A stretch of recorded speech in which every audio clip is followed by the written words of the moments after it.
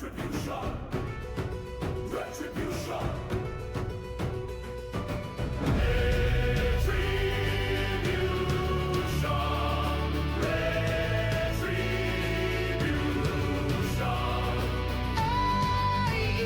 AEL will rise again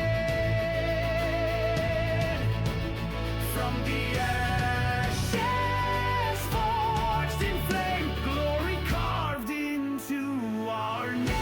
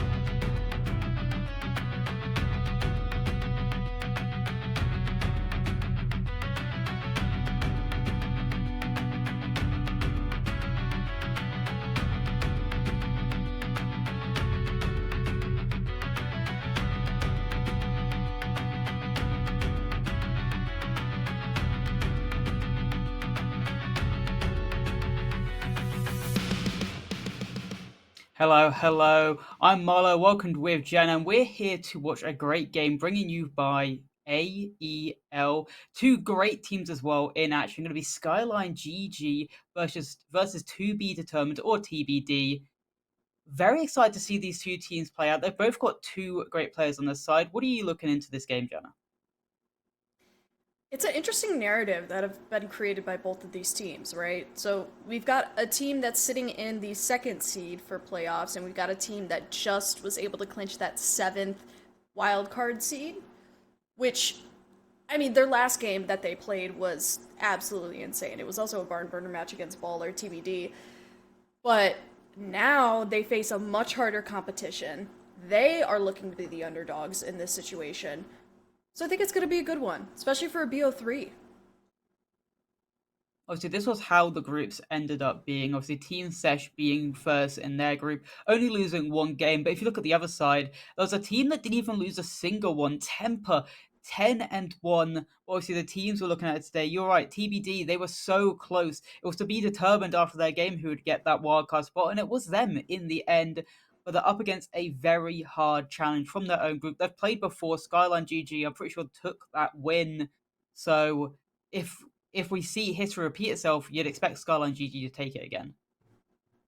Yeah, and I mean, if you also look at the statistics on paper from a second seed, the only time Skyline has lost in their 10-1 tear has been against Team Sesh. And it was a very close game as well. It was a 5-7. So they're almost entirely undominated in this league. And now you're going up against a team that has been very inconsistent historically, right? They've had a lot of roster changes, they've had shakeups. You know, there have been many things that have been contributing to this team's loss overall. I mean, Nick, And obviously, Nick's is on to be determined. He's seen as a tyrannical leader, so I'm not surprised he made a shake-up after how bad it looked like playoffs went. Well, not playoffs, but group stage. right, yeah, I mean, I definitely agree with you on that for sure. So, take a look at the playoff picture. We got Temper first on the bottom side. We're looking at the Ranger League, and then we've got Commando up on top. That's Team Sesh in first. Mind you, both first seeds on both Commando and Ranger do have the bye round. So those teams will not be competing in this wild card bracket spot. But you see below Ranger, you've got U.S. Army Esports, Mist, Corvus, Orglis, Model 1 White, and Arcus that have made it in the wild card. And then up top, you've got Skyline, of course, Reno, Team Notorious, Generation ESS, Left Pocket, and TBD. All great teams. I think all could really make a statement. But obviously, as I was saying earlier, I think Temper's really the one that I'd be looking at from the groups to be the ones to make that deep run, make it to the final, just because how well they did in the group stage, go in 10-0. But I'm really excited to see if they get to play up against someone like Team Sesh, like the others, like Skyline GG. But here is the player. So like, it will take a while to see one of those like two big dogs play off against each other. So honestly, looking at these playoffs, I think it could go either way. I think it could go between Temper make it to the final. I think that's what I'm looking at to make to the final. I think Skyline and Sesh, they're the two that definitely could go either way on who makes the final. Skyline, Sesh, maybe even Reno. I mean, that's kind of a toss up. I do want to see Reno go far in these playoffs for sure. But yeah, I definitely agree with you. I think Sesh and Temper, that is what I'm realistically looking at for grand finals. Yeah, it's going to be harsh, but also on the left side of the bracket, if Skyline win tonight's game and then Reno win their game as well, we could see Skyline versus Skyline. Who's the better Skyline team? I know, it's kind of funny. Skyline GG, Reno Skyline. Skyline squared. Skyline and Skyline. Up Skyline at Civil it. War. It's like an Avengers, but like Skyline. Yeah, but obviously I going mean, back to obviously the game we are looking at tonight, it will be Skyline versus TBD. The two teams' stats right now, the win percentage obviously is going to be a bit skewed because obviously how many times Skyline have won over the side of TBD, but still. You look at the defense win rate that TBD have. It's actually a decent defense win rate. 48% shows that they can lock it down on the defense. They just have to somewhat fix it up when they're on the attacking side. Yeah, and I mean, 48 to 34%, that is not a consistently large skew, right? I mean, 34 to 48. We also have to, of course, look at the fact that Skyline likely have not played. If they were able to do 10-1, we have to assume that they've had pretty significant games, meaning, 7-2, 7-4, 7-1. So they really haven't played as much attack likely than they have played defense, if they have been the team that has not historically picked the map, if that makes sense, because if you're the team that's not picking the map, you're usually the team that chooses defense first. Therefore, if you win the games considerably, you're not going to be on attack very much. But still, everything given, I'd say TBD 34 to 48%, still a pretty good statistic for them. And a 51% plant rate also, that's pretty crazy. That is over half of your attacking rounds you have been able to plant. Think about that. Which is, I love to see that in a team, just because I love the team more when they are centered around getting that objective down and not just getting those 5 kills. Because the win condition for a siege team should always be, how do we get the diffuser down, not how do we get the 5 kills. Exactly. I feel like definitely the first objective, you're right, totally. Plant, but then the second objective is the TDM. If the plant condition isn't there, TDM, 100% of the way, right? That's what it always has to be. But you do love to see that stat. We've got to look at TBD a little bit more in depth. Yarlos is going to be on the top for this team now. I don't believe this player actually is playing tonight. Yes, Yarlos is playing. I know that there has been a pretty big roster shakeup with TBD. Nyx and Unstoppable and Marmalade have been the 3 core players, but Yarlos, Slinky, and DJ, I believe, are the 3 other players that have been brought in. Marmalade is not playing tonight, so that player will be a sub, but those are the 3 players are going to be in, and I think that is their roster at the moment. Like, that is their locked-in roster for the now. You gotta hope they've at least had some reps of that roster. Yarlos at least had a decent, at least it looks like he's only had 1 game at least, and he's been at least decent on it. Survival rate could be a bit high, but throughout he's got a decent KD. He's going 1 above.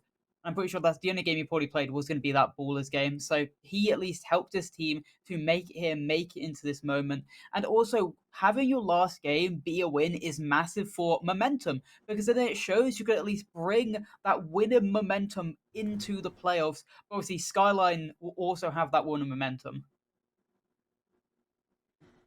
Agreed. Absolutely. I mean, they just recently had a forfeit win. And the forfeit win before that, they won 7-2 against Team Notorious. So they're coming off of a pretty nice high, if I do have to say so. The only team they've lost against has been the team directly above them in the standings, which is Team Sesh. So really got to keep that in mind tonight. TBD roster, like I said previously, Nyx, Unstoppable, Yaros, Dubs, and Slinky, and I think Dubs is DJ, if I'm correct. That would Yes. probably be right, yeah. But all of them, decent stats, obviously. The only problem is, obviously, we don't have the best stats right now because 2 of them haven't played a game yet. But you look at both Nyx and Unstoppable, both currently have negative KDs. Obviously, it's harsh to judge a player based on their negative KDs, but the main issue for me is their survival rate. They're not staying up throughout the rounds. Only 29% shows that something is going wrong in their rounds, and they're just not being able to stay up during the latter part of the round to just help their team during the main portion of that late round. Agreed. I mean, low survivability usually lends itself to low cost. We can't see their costs right now. We don't have that information. We usually get a cost per game. But especially with the team that has been inconsistent, cost usually does follow. I mean, that tells you the value of a player. So you really kind of have to look at that more than anything for statistics of if a player is valuable, if a player does their job, because it covers, of course, way more than what survivability, what KD can do for an individual player on the team. Let's take a look at Skyline. Their best map is Consulate. Yes. I wanted to And we're really playing quickly look. Consulate. Oh, Yeah, I we are spoiled playing. it. Oh, you spoiled it. You spoiled it. We are playing Consulate I tonight, spoiled it. but that it will be one of the three maps, so it's not a complete spoil. It's only like a half spoil. So yeah, I really did want to touch on this. Consulate is their most played map. 4-1, okay? And we know that time that they did lose was against Team Sesh. So those other 4 times that they have won, if we were to look at their stat history, it's been 7-4, 7-3, 7-1, 7-5. So they have been very dominant on those previous Consulate plays, right? And knowing that we are Mhm. going to be seeing Consulate tonight, that's their map pick. They're going to be most comfortable on that map. So if we, do see Consulate in, the first 2 maps, we could firmly say Skyline's got it. If we're looking at paper. Definitely, I'd have to agree with that. And another thing I love with their Consulate gameplay right now, from what I can see through the stats, is a 48% attacking win rate, which tells me they at least always get those 2 needed attacking rounds that then can propel them. Either if they start an attack, they can propel them onto the defense, so then get their 5 on defense, or even so, they get that 3, and then that propels them even further to only need 4 defending rounds. It looks like they always meet their quota on the attack, and they're perfect with it. But looking at the player to watch, Cirques. I've known this guy for ages. I knew him when he was all the way back when he was on. I played with him on a different org, but he was a great player. I've even played with him in a comp game, and he definitely carried us to say the least. So I'm not surprised to see how great he's been doing in this league and how great he could do in this game. And mind you, if we were to go on to the roster of SkylineGG, you can see all these players have had a consistent spot on this roster. I mean, that of course leads into their 10-1 that they're having right now, the absolute tear that they have on this league so far. We've got Cirques, Kixa, Kara, Kinzo, and Regrets.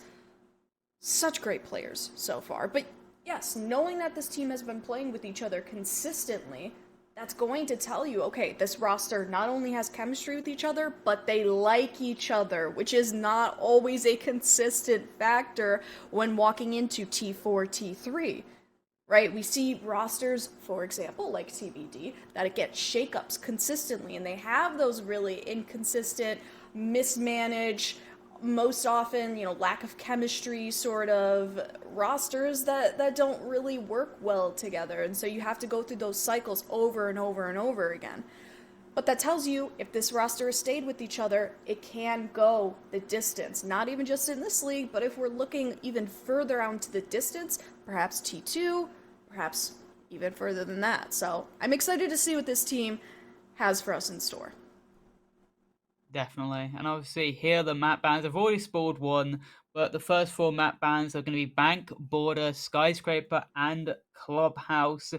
Not surprising to see maps like Skyscraper, Border, Bank being banned out, because I feel like you would need more of an experienced team and to see TBD ban at least Border out. But the first 2 picks, Chalet, Consulate, what are you going to expect? I feel like these 2 maps are very common in the current scheme of Siege. Yeah, and not only that, but Chalet has been a pretty consistent mainstay in TBD's map rotation. So, you gotta keep that in mind too. Now that we're going on Chalet first, that's TBD's map pick. Then we'll be going on a Consulate, and of course, that last map, that decider, is going to be Nighthaven. Mind you, Nighthaven has been played more often on TBD side than it actually has been played on Skyline side. So again, if we're looking at just on paper, then we can safely assume that it will swing in the favor of TBD. But again, that is way far out. We still have 2 maps to go even before we hit that possibility. I'm really excited to see Chalet, especially as a first map. I would prefer to see Chalet as a first map rather than Consulate as a first map, because if we're looking at it, Consulate, okay, that's Skyline's pick. They've been doing it this whole season. They're on top of their game. They're probably going to get that, right? But Chalet, coming in as an underdog, having it be your map pick, it's going to be really interesting to see from TBD side. Don't you think? Yeah, I'd have to agree. I'd agree, especially with the fact that looking at it, Skyline haven't even played Chalet. I've seen them play it in other leagues, but they have not played it in this league, so we have not been able to see what they can bring to the table. So I could say they could come out guns blazing. And obviously, you said that TBD like to play it a lot. They've played it throughout the league. But the thing is, the roster's basically entirely different. So we don't know if this roster actually really likes to play this map yet or not. But I feel like because they've still got the IGL, because they've still got the main core, maybe they'll still have the same way of playing the map. And I mean, if we were to look a little bit deeper into TBD's match history, the last time they did play Chalet, which was not with the roster that they have right now, last time they played with their very new roster, which was on Cafe, but the map before that was against Team Sesh. That was a Cafe loss, but mind you, it was still 5-7. All right, that is the 7th overall seed going up against the 1st overall seed, and you still were able to pull off a 5-7 against that team. I do have to hand it to them on that. Yeah, it's very impressive for a team being such underdogs as they were, especially going up against Team Sesh. Definitely is an impressive way to at least get 5 rounds away, but they're definitely going to need more than 5 here, because if you're looking at the map bans, you said it perfectly, Consulate is definitely going to be Skyline's map. This is a must-win map for them. If they cannot get it done, I think it definitely could be over in just 2 for Skyline. For sure. Yeah, and that's why Chalet, it's going to be the most important map that we see tonight. Because Consulate, it's like, whatever, you know, like that's a specific map pick that this team knows that they are going to be great at. But Chalet is about more than, is your team good at it, is your team not good at it, because it's one of those foundational maps, right? You have to know the basics if you're a team that's walking into it. It's more than, okay, I've played this map a ton.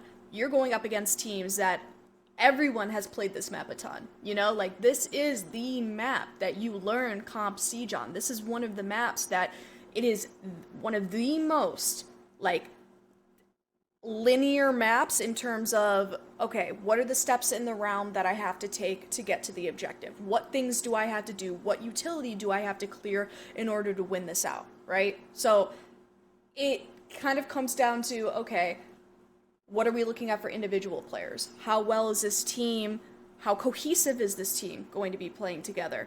You know, what is the chemistry going to look like? What creativity are they going to pull out tonight in order to get the edge on that round? And I mean, if we're looking at history, Skyline, they have been together longer as a team, so they definitely have those basics down a little bit better than, per se, a team like TBD.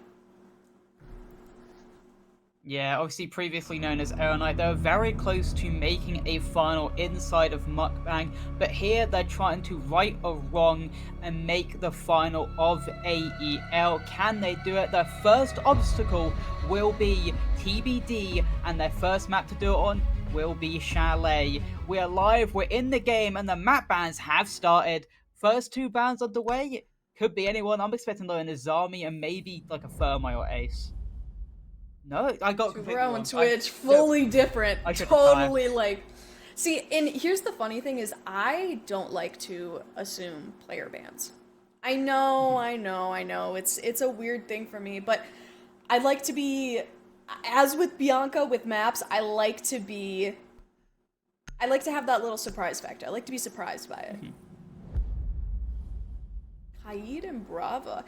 See, that's to be expected, right? Tuberal, Kaid, very natural, normal bans. If you ban one, you're definitely going to have to ban the other, especially in a situation where you ban Tuberal first. Same thing with Twitch and Bravo. Twitch and Bravo are a very powerful pair, individually, but also as 2 super huge utility denial operators for the attack.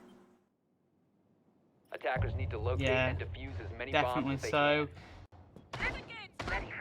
I'm curious about the fact, maybe, I don't know if it is for the fact they want to either just stop them getting rid of Utel, or is it the fact that obviously bringing those extra drones gives just a lot more intel. It could be either one.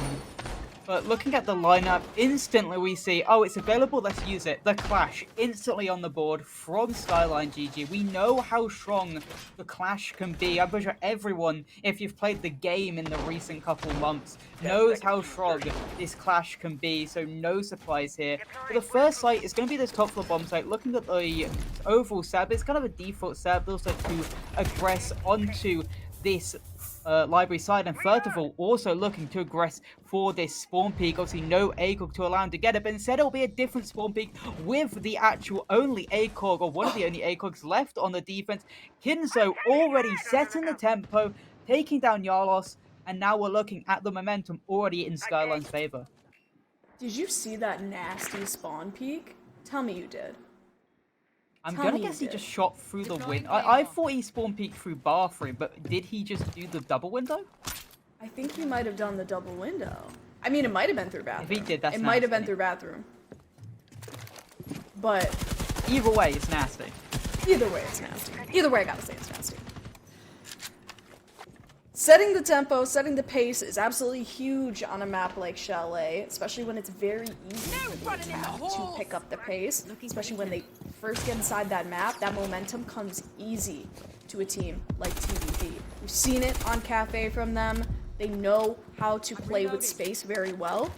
So it's good that SkylineGG is forcing them to slow down, kind of rethink their options a little bit. And I mean, not a bad tactic for TBD either, to slow down a little bit, right? They want to get an eye on Skyline. They want to be able to know, okay, who is sitting where and where is our opening. Yeah, they're jabbing and prodding, trying to get this solo clear. They know there's less on it, but the clash is going to be right in their face, making sure, giving the information away, giving the game away, and also the fact that the Monty is actually going to be the first one up is perfect for the clash, because it will move the shield away. But looking at where the lineup of TBD are now moving to, it looks like they're being like, okay, this side is no bueno. We're gonna have to rotate here, switch up the play, go for the other side, and they've done a great rotate. The question is, can now Skyline push over? They've already got the bodies there. Kinzo ready to meet it, gives the call away, but gets flashed out, took a little bit of damage onto Unstoppable, but DJ goes down. No! Somehow Kinzo's still alive. DJ is down, and a force fight can get himself back up, but the first pick is going to be, or at least first pick for DBD, is going to be Nightmare Nix taking down Kixer onto that smoke, so no more smoke bays remaining. A frag back for Slinky as well. Kara goes down, but now Slinky gets taken back down, and this clash shield is going to be such a nuisance for TBD to try and clear in these final couple 35 seconds. I mean, crazy spot to be putting that shield right in Piano. You've got 3 different lines of sight that you have to cover, but that you also can look at. Unstoppable in this latter half of the round is going to start up our kill feed. That's one off the board. It's in a 3v2 now for TBD. And another player down, but this time it's on TBD's side. Huge kill for Cirx. And Regrets is going to go down by DJ all the way with the... Oh my gosh, with the sniper out of all things. And Plant's going to go down. DJ is the last remaining player up against Cirx. Question is, will that primary come out, or will it be the secondary to get the win? I think it's going to be the secondary. SMG is getting pulled out by Cirx. Cirx knows that they have the advantage here, especially with health. DJ is at the teensiest bit of health, sitting behind this shield. It's going to get pushed by Cirx, and time is ticking. Only have about 7 seconds to be able to take that diffuser, and it will be Cirx pulling out the shotgun, getting the counter diffuse. That's the first round for SkylineGG. We looked at the guy in the pre-game, we said he was a top player for Skyline, and in the first round, he proves it. 4K, 1v1 clutch, getting his stats up. What a round from Cirx, and he played that smart as well. He took the initiative, he pushed up close, made sure it was a close gunfight, so the shotgun would be in his favor. Obviously, the player was close anyway. 1 bullet from the SMG-11 probably would take him down, but he played it smart. And he also, the other thing he did, when his teammate was covering to try and just slow down the plant from going down, he went back below. He knew that if that plant went down, he had to kill the Monty in some way, which he did by going below, figuring out where the plant was, and shooting him out, even though the bomb is down. Having that Monty down would have been, having the Monty up would have been TBD's round through and through, because he could have just stayed shield up, annoyed him, and then you could have had the Cali play further back off that post plant. Great from Cirx. He is the hero of the round for Skyline. But now they get to rotate. Barn Game and Bomb Set is where they choose to go. 4K from Cirx, by the way, to clean up that round. Almost an ace, but Kinzo stole it away from the man. Gotta feel bad about that. If you think about it, Kinzo actually got the first kill, so did Cirx steal Kinzo's ace. You know, it's a good question. Attacker's objective is to defuse the bomb. That's a great question, and I think Can't have any non-combatants getting involved. no, I'm gonna say Kinzo stole Cirque's ace with the sneaky, cheeky spawn kill. With the sneaky, cheeky spawn peek. Bringing hand online. It's like I think it's like the chicken or the egg debacle. Yeah. Who came first? You know. Well, we know Kinzo. I'm not gonna actually. No, realizing what I was about to say, I'm not gonna say it. We know Kinzo got the first kill. That's a better way of saying what I was gonna say.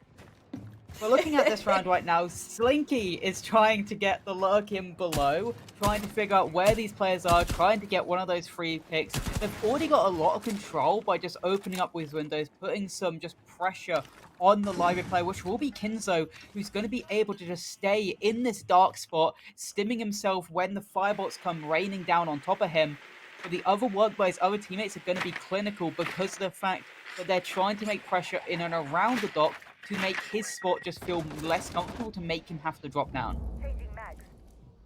This is also what I love about having a Nuck on TBD's roster, is that they love to live in chaos. They love to create chaos. They love to create openings for themselves. So while they're doing this whole firebolt situation, you know, they're trying to get Doc out of that position, which they in fact do from Nyx's side. They also have a Nuck on the other side, on West Main side, looking to create chaos on that own end, right? Kinzo's gonna go down, though, in the meantime. That is a first pick for the attack, the first pick that they have gotten thus far. Last round was a Skyline spawn peak first pick. And it was Kinzo this time. So actually, we can argue Kinzo has been a part of both first picks so far. Definitely, and obviously I really like that play with the firebolts being rained down when he knew he had his Doc Stim pistol out. Just jump in that double window, take him down. Now the question is, do they know about Slinky's lurk down this 45 hall? It looks like maybe Cirque has some type of idea, and a wonderful shot from Cirque, taking down the Doc, and another by Kara, and we've instantly equalized the man count, but Yarlos takes one back, but then again, instantly refragged by Kixer. We're looking at somehow, some way, this round go back into the favor of Skyline. It's all left up to DJ. Can he get it done? The answer is no. He got one before instantly traded out. The bodies were too much in the end. It looked like TBD did great. They got the opening pick, able to lurk him down below, but Cirque shut down that lurk instantly, and as soon as they got that, Carr got another, and then they had the bodies to refrag. This play here, when he got the fire in, he knew that he was going to be using the dot pistol, jumped in for free, got him down. But DJ, despite how close it was, just too little, too late in the end. As SkylineGG, despite it coming down to 2 1v1s, they still get it done for themselves. Attackers need to locate What and really defuse as sucks many about bombs that as they round can. 2, specifically, is that you had the refrag on the knock, okay? Cirque was refragged. Cirque got the kill on Slinky, coming up from 45, and then immediately was refragged by another player. That is great practice from TBD, right? But somewhere down the line, Skyline was able to get that man advantage. I'm not entirely sure where in the chaos of what happened. I think it was somewhere near on site specifically, but I think there was just a little bit too much chaos for TBD to be cohesive, which is the downside to creating chaos, right? Because if you're living in the chaos, you can't always get out of the chaos. You know, you can't be above it all the time. And that was an issue that we saw a lot on Cafe when we did cast Baller and TBD. They were having significant issues with maintaining the chaos and being able to control it. With great power, I mean, comes great responsibility, right? That whole chaos speech more sounds like something the Joker would say after, like, beating Batman or something. But talking about chaos, Skyline currently technically have 5 shotguns. Regates has the primary one. Kinzo, Kixer, Kara, and Cirque all have the super shorty. Or, well, Kara doesn't. They have the... I actually don't know the name of Frost, and I think Frost and Mira have the same shotgun. So there's a lot of shotguns on the side. So most of the rotates will definitely be opened up. But early entry into the building, Slinky has already been able to get a foothold into Mud, looking to maybe take rid of Regrets off the board, especially if he's only focused on the player. But luckily there is a barricade in the way of him and his opponent. But Nightmare Nix may have to lurk here and may be able to take down the next player. Regrets taking a lot of damage as well. He is under a lot of fire and looking like he may actually be able to get away here. And Nix actually is going to go down to Regrets instead, but they've got the refrag. But the problem is your Capital going down early, that's never going to be good for when you're trying to go for the execute. You're right. Cannot agree with you more. Especially when the site is... Oh, no. Especially when the site is where it is. It's so, so difficult to not only get control on that kitchen side, without a Capital, but also to maintain control post-plant without the Capital, too. If there was one player I would not want to lose in a kitchen attack, it's gonna be Capital. So you gotta hate it. Absolutely gotta hate it. But TBD, time is ticking for them. Look to be droning out the site, trying to probe, figure out where the remaining players on SkylineGG is. We are sitting at a 4v4 stalemate, so this really could swing into the favor of any team at this point. TBD just has to use their utility well, play for their refrags. They've already got themselves a kill for that player advantage. That's Slinky with the player off the board, but in fact, Slinky gets refragged from the player above. That's the dark horse for Skyline. That's what happens when you don't clear out that top floor. Yarlos, though, getting a double for Kara this time around, and Cirques from above is gonna go down to unstoppable just as well. DJ is gonna get that plant down, knowing the last remaining player is sitting upstairs. Kicks up, trying to get that post-plant retake 3-piece to finish off the round. Going to be very hard. He heads down solo, gets a little bit of a show and peeks in. But what I liked from TBD that round was the fact that when they were making the chaos on the site, they lurked up above, so they couldn't get the kill on the guy planting. And Yarlos gets the final kill from all the way outside of that fireplace door. And it's going to be a first round win finally for TBD. It took them 3, but they've been able to get it done. They've had close round after close round, but finally they just about edge it over the line. And after that third round, we get our third ban for each team. Obviously, you say you don't want to guess, but I'm going to quickly throw out a guess of maybe either one of the ACOGs or maybe like a Valk on the defense. I don't know, the attack bans have been crazy, at least for me. Clash. A Clash, yep. I should have seen that coming, to be honest. I should have seen the Clash coming, because Skyline have been great on the Clash, at least on the top floor.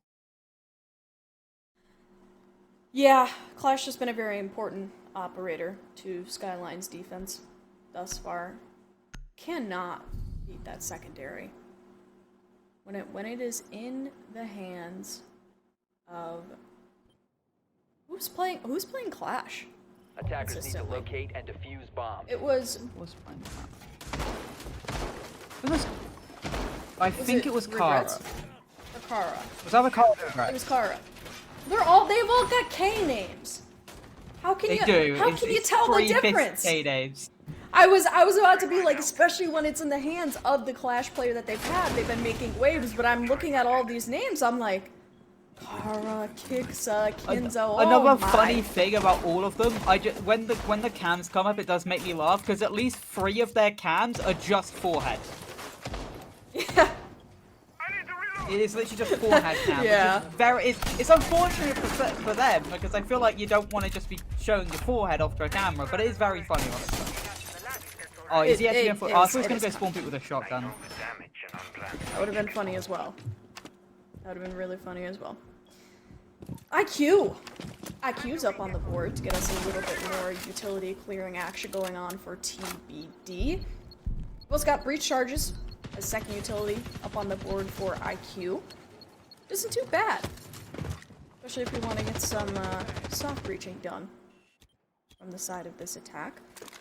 I think they are trying to figure out where that... Well, not only where the Wamais are, also where the Fenrirs are. They can kind of take away that little extra edge of utility from the eyes of Skyline. definitely. Deimos jumping in, getting zapped by those lasers. Does a little bit of damage and also slows him down for only 10 seconds, and he's already back to being able to walk fully again. The mirror is going to be their next step. How are they going to clear it out? They don't really have utility to really stop that mirror window from being obviously a nuisance, other than maybe either going below, going onto that display window, and there you go. Here it is. It's going to be the track below. Going to try and shoot him out from the place down below, and the Ayala's also taking damage to the laser wire. The C4 goes out, but he's already jumped out the window, and it's now going to be shot below. The Deimos doing a little bit of damage, but can he keep up with the movements of the mirror? It's like cat and mouse, as Sarks is actually going to be the man to get the first pick onto Unstoppable, and finally the mirror is going to be taken down. So we are sitting in a 4v4, but Sarks also going to be below, but instantly taken down. Slinky with a wonderful shot. He's been great on this Deimos. The last round and this round, he has been the man, the star, to keep TBD winning these rounds out.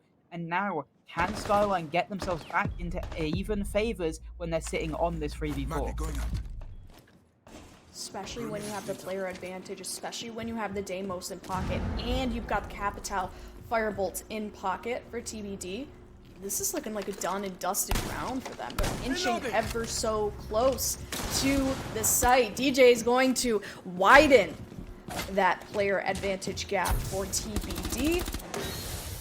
It's not looking too great. Execute's going to start happening. Firebolts are going in.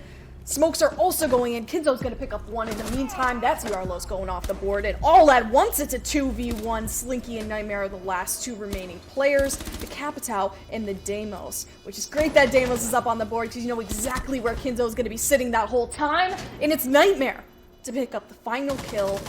Knowing exactly where that final op was sitting on the defense. My man Nix himself, obviously former Dark Zero player, gets the final kill, gets the round done into his favor. And I gotta say though, it definitely has been the Deimos plays that have been spearheading these rounds for TBD. Not only does he get the pick back to kill the mirror, and then that allows his team to be able to enter through library, he then also gets the man of the moment, Cirx, who's really been the true spearhead for Skyline. He gets that pick back as well to even the playing field. Now we're going to see this bar and gaming bomb site for a second time round. Again, this came down to a 1v1, but TBD have been able to get on a roll, get this momentum, win those last two rounds. I'm feeling maybe another one. I'm feeling maybe a third round in a row just for how well they've been able to understand what are the little reasonings why they haven't been able to win out these rounds, why it's always come down to those 1v1s. They've been able to iron down those issues and been able to just continue rolling on with these Deimos plays, with this great teamwork, and now maybe they can finally get the lead in this game on their own map pick. Denari's in play. It's a new operator that we haven't seen all too much of quite yet. And I think players are still kind of learning how to use this op. What are your initial thoughts? I think that he is a good operator. I think he can bring a lot to the field. I think it not only gives you a lot of intel, but it also does a little bit of damage. I think there's a lot of ways you can use. You can use like Capcam, putting a lot on one window, a lot on one entryway, get that kill. Or you can do how it looks like Skyline have been using them, putting a lot around in different places to get that audible zap, that audible hearing of someone jumping into them, giving away the location, giving away the game. So I think it's it's kind of like a Zami. It's down to how you're able to be creative and how you're able to use them to make them as strong as they can be. Not agree with you more, especially on that point of the audible sound cue, right? Sound cues are one of the biggest points of intel, one of the most powerful things you can have as the defense. Speaking of intel, Regrets and Cirx, they're going to be picking up 2 apiece. That's DJ and Slinky to go down. That is the Deimos, finally, for first picks for SkylineGG, and the round is not looking too hot for TBD. Another player to go down on the side of the attack. That's Nightmare, but also in return, Cirx, the Oryx, to find death in this round. Got a player sitting in closet. bar closet. Hello, that's Yarlos to find one, and that's a second for Yarlos, a double kill. Perhaps a hero play to begin the round win for the attack. Unstoppable coming in hot on the heels of the man in the objective. It kicks some regrets, looking to find their way back, kind of rushing hastily through 45, through the blue side. And Unstoppable has not quite found an entry point to the objective as of yet. We've got Unstoppable to find one, but getting refranked. It's all in a 1v1 for Regrets versus Yarlos. This is your Lion and the Denari to go at it in the remaining seconds of the round. Yeah, the only problem was he may have found the gap, but he never had the case, so he could never really go down for the plant, and there you go. The case finally being poked. It was left on the roof. Someone died up there, and with only 20 seconds left, he now has to get the final kill, figure out where Regrets is, and also or to try and get this bomb down, which would be even harder, especially the fact that Regrets has now retaken site. I think the main issue throughout this round has been the information game, but instead, Yarlos is just going to go for the kill with the revolver out. He's low health as well, and a low for the area, but it doesn't matter. The hero of the round found the gap and found the final kill. Somehow TBD get it done. The sidearm in his pocket, he goes pistol popping and gets the lead for TBD. Skyline, what went wrong? You had such a great start to the game. TBD just walked into your guns. They didn't have the drone play in the situation. They didn't have the information. But one Lion, one player walked into your stronghold, walked into your site, killed the anchors, and then killed the remaining players. Wonderful round from Yarlos, a new boy in the team, and he is proving why he has been the new pickup. Defenders protect you gotta hand it to somebody, not just somebody, but multiple people on a team who know how to find openings and who know how to take advantage of them and exploit them to their fullest ability. Not only do you have Slinky, who's been doing that consistently, unfortunately died in that last round, but now you've got Yarlos to pick up the slack that Slinky left. Kind of funny play on words, actually, because Slinkies do have slack. Haha. That was a funny joke. But yes, Yarlos, and the crowd goes wild. Yarlos able to pick up the slack that Slinky left, able to get into the objective, finds that opening, exploits it. Not only that, but was able to get, I believe, a 4-piece on that round in a clutch situation, a 1v1. So not only do you have somebody who can lurk on your attack, but you also have somebody with the clutch factor on your attack too. Great job, TBD. Yeah, it looked like maybe it was going to go into the favor of the people we saw as the favorites, and maybe we're going to have a quick game. But TBD, they're really showing out. They're really showing why they picked this map. They're showing that, yeah, they needed that slow start, but they've really found their groove. They've really found their rhythm into this game, and they've really done a great job. The Skyline, they can definitely still come away with this 3-3 half. Honestly, with Chalet being more 50-50 to maybe even somewhat attacker-sided, you wouldn't look at an even half, at least from Skyline, and be like, that's not very good. But you'd be happy with it, in my opinion. But Nyx shooting out that firebolt, trying to get rid of that player inside a closet. He does a little bit of damage and actually does push him off. And now they've been able to get the solar stairs position. And with the fact that Trophy is opened up and not reinforced like you've seen a couple of teams start doing, it means that they have so much control to maybe try and go for this Trophy side, execute, try to get that bomb down inside a kitchen. But they still have to deal with obviously the players going to be inside of that master bedroom, because you cannot be allowing them to kill you from that hatch. Funny little thing about the kitchen site, actually, is that SkylineGG, they have lost the first time that they tried to go on kitchen. That was the late take of top floor that TBD was able to pull off. This time around, it seems like they haven't had as much death and collateral. As I speak, that happens. However, they were able to get a little bit more ground taken for themselves. Fortunately, though, TBD will put themselves in a 3v4. Yarlos go off the board as well as Slinky, the two people with the crazy behavior. DJ off the board as well from the Claymore with Cirx, trying a cheeky run out, but just could not get that bullet off fast enough. Still a 2v3. Kinzo picks up one. DJ Nightmare, the last remaining players up on the board. Nightmare does, in fact, have the diffuser in hand. Kinzo is down, but not out at this point.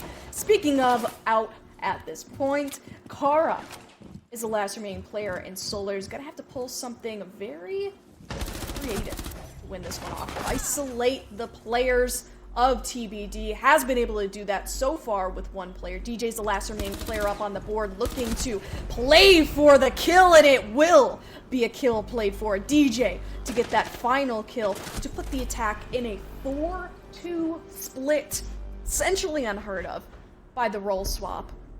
Skyline, what are we doing? They're on their attack now. I think Skyline, especially in that last round, are just doing unneeded hero plays. They're trying to be the hero. They're trying to get the round that they already have in their favor. That round was in their favor. Kara somehow got 2 smoke bangs, killed 2 people jumping in through trophy window when the smoke was up. But then you saw players like Cirx try to jump out mud window. Why? You don't need to do that. You've got the man advantage. Just go up your playing site. We saw so many swings coming out from the defending side when all Skyline really needed to do was sit their ground, hold their players, and just play the refrag game. Because they were in a 5v3. If they just played together, waited for the opponents to come to them, and then play off refrags, play off just being able to hold angles, I think they win that round easily. But I think it's Attackers just need to too many locate and players trying to defuse as go many for that bombs as they hero play, can. trying to swing out, trying to get the kills for themselves, which really cost them in the end. And now they have to sit on the attack and try to come back from such a great half in the end from TBD. Attackers have discovered the location of a bomb. So, as this role swap commences, I would like to share a fun little statistic with you. Can you guess the amount of rounds, without looking at stats, can you guess the amount of rounds that a first pick has resulted in a round win?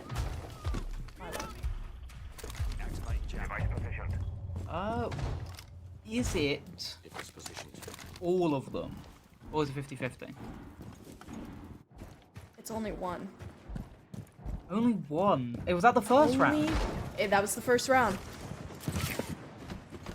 Only one round. And that was the first round that the defense won pretty convincingly. Was the round that the first pick has resulted in a round win. That just shows how good Skyline have been in starting off the round. That means they've gotten 5 opening picks, but just hasn't been able to convert them. What is going wrong with them just not being able to just hold on to that man advantage? Are they just swinging too much? Are they trying to be the heroes? That's the real question. I think TBD has an incredible power of being on the side that is consistently underestimated as the underdog. And I think they have great clutch power and they know how to start a man down. And they have been using that to the fullest extent humanly possible. So in that regard, I do have to hand it to them. For the fact that they have been losing those first engagements, it has been unfortunate. Because they have been losing very important players off the impact, frags. And this is the chaos that TBD is going to have to traverse here. Kicks up.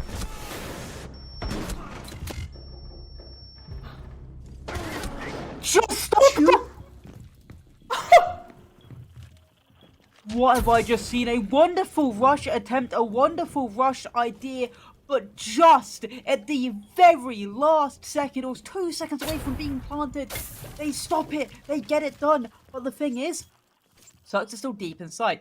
And does he know about DJ? He knows Slinky's still above. Does he know how close DJ is in this 4-5 position? It doesn't matter, as his only other teammate, Regrets, goes down again. Another situation where like Skyline had the opportunity to get this done, but TBD came back and somehow got it done to just stay alive. But Cirx, he's rotating back up West Main. He's looking for another opportunity to just take Slinky off guard, take him off his game. He has no idea where he's coming from, but now he's going from the plant right onto this mirror window. Does he know? Can he hear it? He gets off though.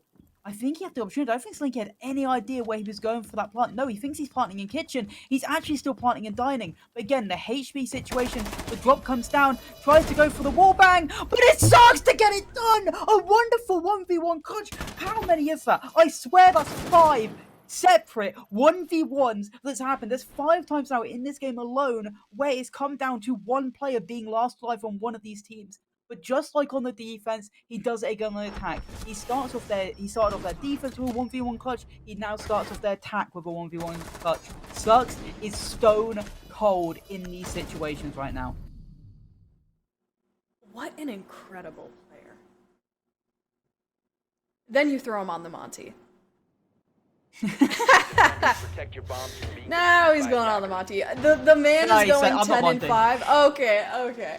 The man is going 10 and 5. I mean, that's gotta be the funniest joke to ever be laid in this game. He did it. He had to do the controllers. He had to be like, yeah, watch this. They're gonna react to me being on the Monty now. Yeah. Watch this. I'm gonna go Monty now. oh my God. That But reminds me Deimos. of when I was gonna say, that reminds me when DZ were playing when they started Gaveni. He was like 15 and something, and then for no reason they're just like, go on Blitz. And he goes on Blitz. It's like, we see the top fragger. Why would you put him on Blitz? But I guess sometimes even like the top players will have to play a shield at some point. And the funny thing is, in true TBD fashion, they lost 1 to 2 players right off the bat. That was Slinky. I think that was Slinky or Yarlos again? If I'm correct? Or was it Kiksa to go down? I think Kiksa was the player that. You know what? If I'm wrong, I will not comment. I will not comment in the case that I'm wrong. Zerks! Anyways, it's gonna pick up the first kill of this round. Kill. In great TBD fashion. Yes, a player from their team, either Slinky or Yarlos, does in fact get picked off first. Saved by the bell. I was saved by the bell there.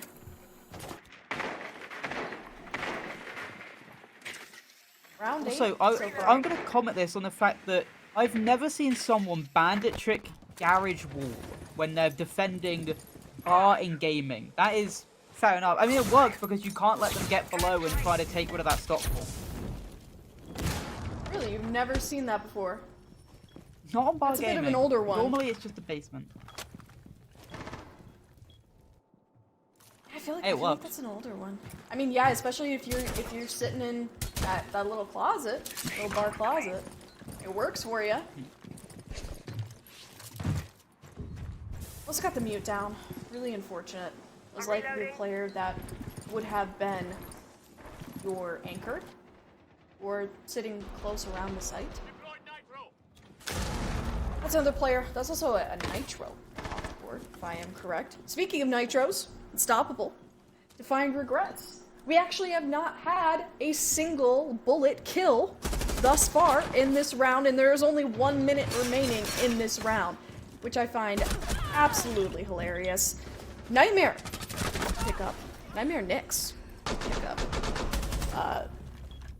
Great headshot kill from behind.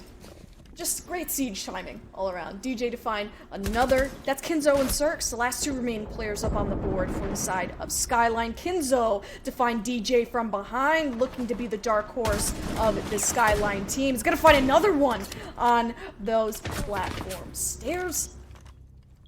Double kill for Nyx as well. Cirx is the last remaining player up on this board, with case in hand, mind you. Cirx could get this plant off if they wanted to be cheeky, but against 2 players, that is a tall order. And Nyx to find the last kill, sitting on those stairs, IV stairs. Those stairs have been the site of a lot of death and destruction so far. Definitely. I saw Cirx in the 1v2 again with the bomb. I was like, okay, don't let him do it again. And luckily, they didn't. Kinzo did his best to try keep it into the favor of his team's side. But that's veteran instinct from Nightmare Nyx. He's like, okay, allow them to have it, and then as soon as he hears the player walking up Pickle, he goes for the swing. He doesn't Attackers need to allow them locate and to defuse have the as many swing on bombs as him. they can. He swings himself, gives himself that Pika's advantage, and gets that final pick, and allows him to be one round away from that map point. Obviously, this is their map pick. You'd expect them to do this well on the map pick, but it also means most likely we at least are not going to get a sweep. Unless TBD has something cooking up on conscience that either of us didn't expect.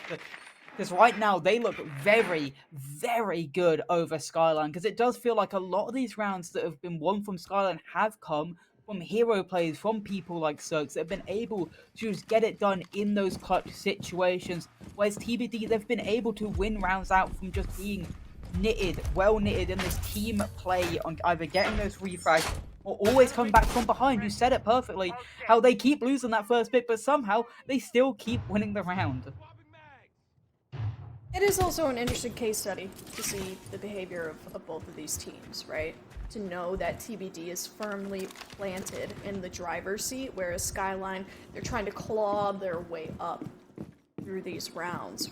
At least towards the end of the rounds, right? Skyline, they're able to set the pace right out the gate by getting those first picks. But then something in the mid-round just slows them down, and then suddenly they're fighting for the advantage once again. It's like you're consistently underestimating, right? Running out of steam throughout the round. And you're allowing TBD to consistently outmatch you throughout the round. And that is something that Skyline is going to have to deal with, especially on next map cons. Cons isn't going to be so forgiving. Not just for TBD, but also for Skyline too.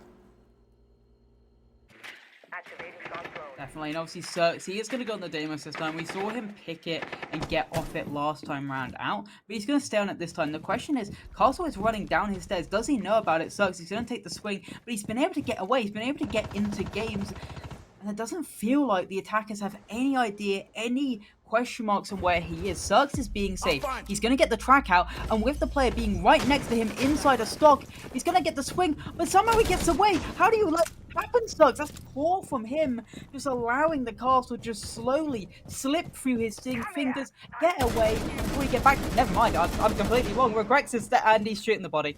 Well, that was great play from them in the end, but the problem is, that first pick, which they apparently always get, came at a price. 2 minutes now gone off the clock.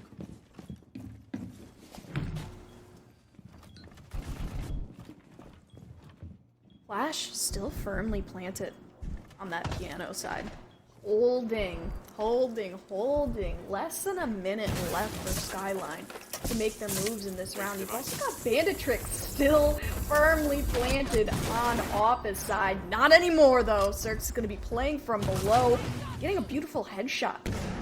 That little sniper pistol. Oh, the days. The days when the SMG-11 had the ACOG.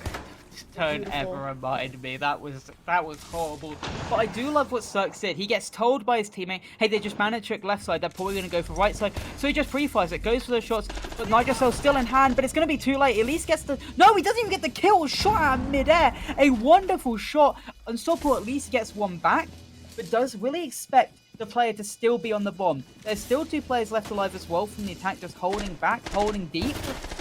Looking for any pick he can, regrets, takes down or gets taken down, and then the next Kinzo, still on the bomb, still waiting, and Skyline stay alive in this game, or to be fair, stay off match point at least in this game. And this game, it's been a slugfest, and I've got to say, Skyline, a really good take. Finally, I've got to say, they've had a good round, because a lot of their rounds, again, came down to hero plays, but that really came down to who was the better team. And again, not surprising to see, both times round, we're seeing that clash be that third bound from one of these teams. And then the Daymats also banned out from the side of TBD. They've realized that Cirques technically has only used it 1 round out of 3, but they realized that that was their main issue in that last round, and that was the main thing that allowed Skyline to get a foothold into that round. Funny thing, Attackers need to locate and defuse you're as many so bombs right as they on the forehead cam situation. They It's really just they really foreheads. have to be like eating their monitors right now. Like literally maybe like 5 inches away from the monitors. Have you ever seen like side face cams from people in Pro League playing Siege? And like It's hilarious. they like the face cams from the side where you can see that Attackers they are have quite located literally bomb. like maybe 3 inches away from their screen. How do you even see your screen? 10 How seconds does left. Yeah, they're one the see their professionals. screen? They're the professionals. You know what? I guess they are. I guess they are. I guess I'll never understand. I guess I'm not on the level of enlightenment, if you will. I don't know about you, but there is a reason I talk about the game and not play it. I'm nowhere near any of the people in this lobby's level, let alone the pro players' levels. You know, that's true. That's true. I agree with that statement. I agree with that statement for myself. So, talk is cheap. Talk is cheap, my friend. But I'm Heading into loving the this round. force by already being able to get the micro cams out. He's already gotten one. I don't know how many else he's gotten with these drones. So great value already. Loses the next one as Nightmare next. He's like, okay, you've got one of my cams. No more. I'm camping this spot. You're not shooting any more of my drones. They're staying alive now. Yeah, that is kind of funny. I will not lie, that is kind of funny. Lots of flashes, lots of nades in the back pocket of Skyline so far. I mean, we know this is lending itself to rush play, right? Straight out the gate. West Main's getting covered by Skyline. They're looking to find more openings, especially from above, but we know that TBD has control of above at the moment. So realistically, the only thing that TBD needs to do to fend off the rush is have those players play on that vert from above. But you've also got players from below now on the side of Skyline. So they are getting creative with the ways that they're attacking this site. They know that they likely won't win the bet heading up above because they only have about 1:15 left on the clock. So what are we going to do? We're going to go from below. We're going to try to circumvent the pressure from above. And even if they do go above, they won't get a full take of it. They'll just take what they need to in order to get that plant down. And hopefully create enough chaos to win out the round.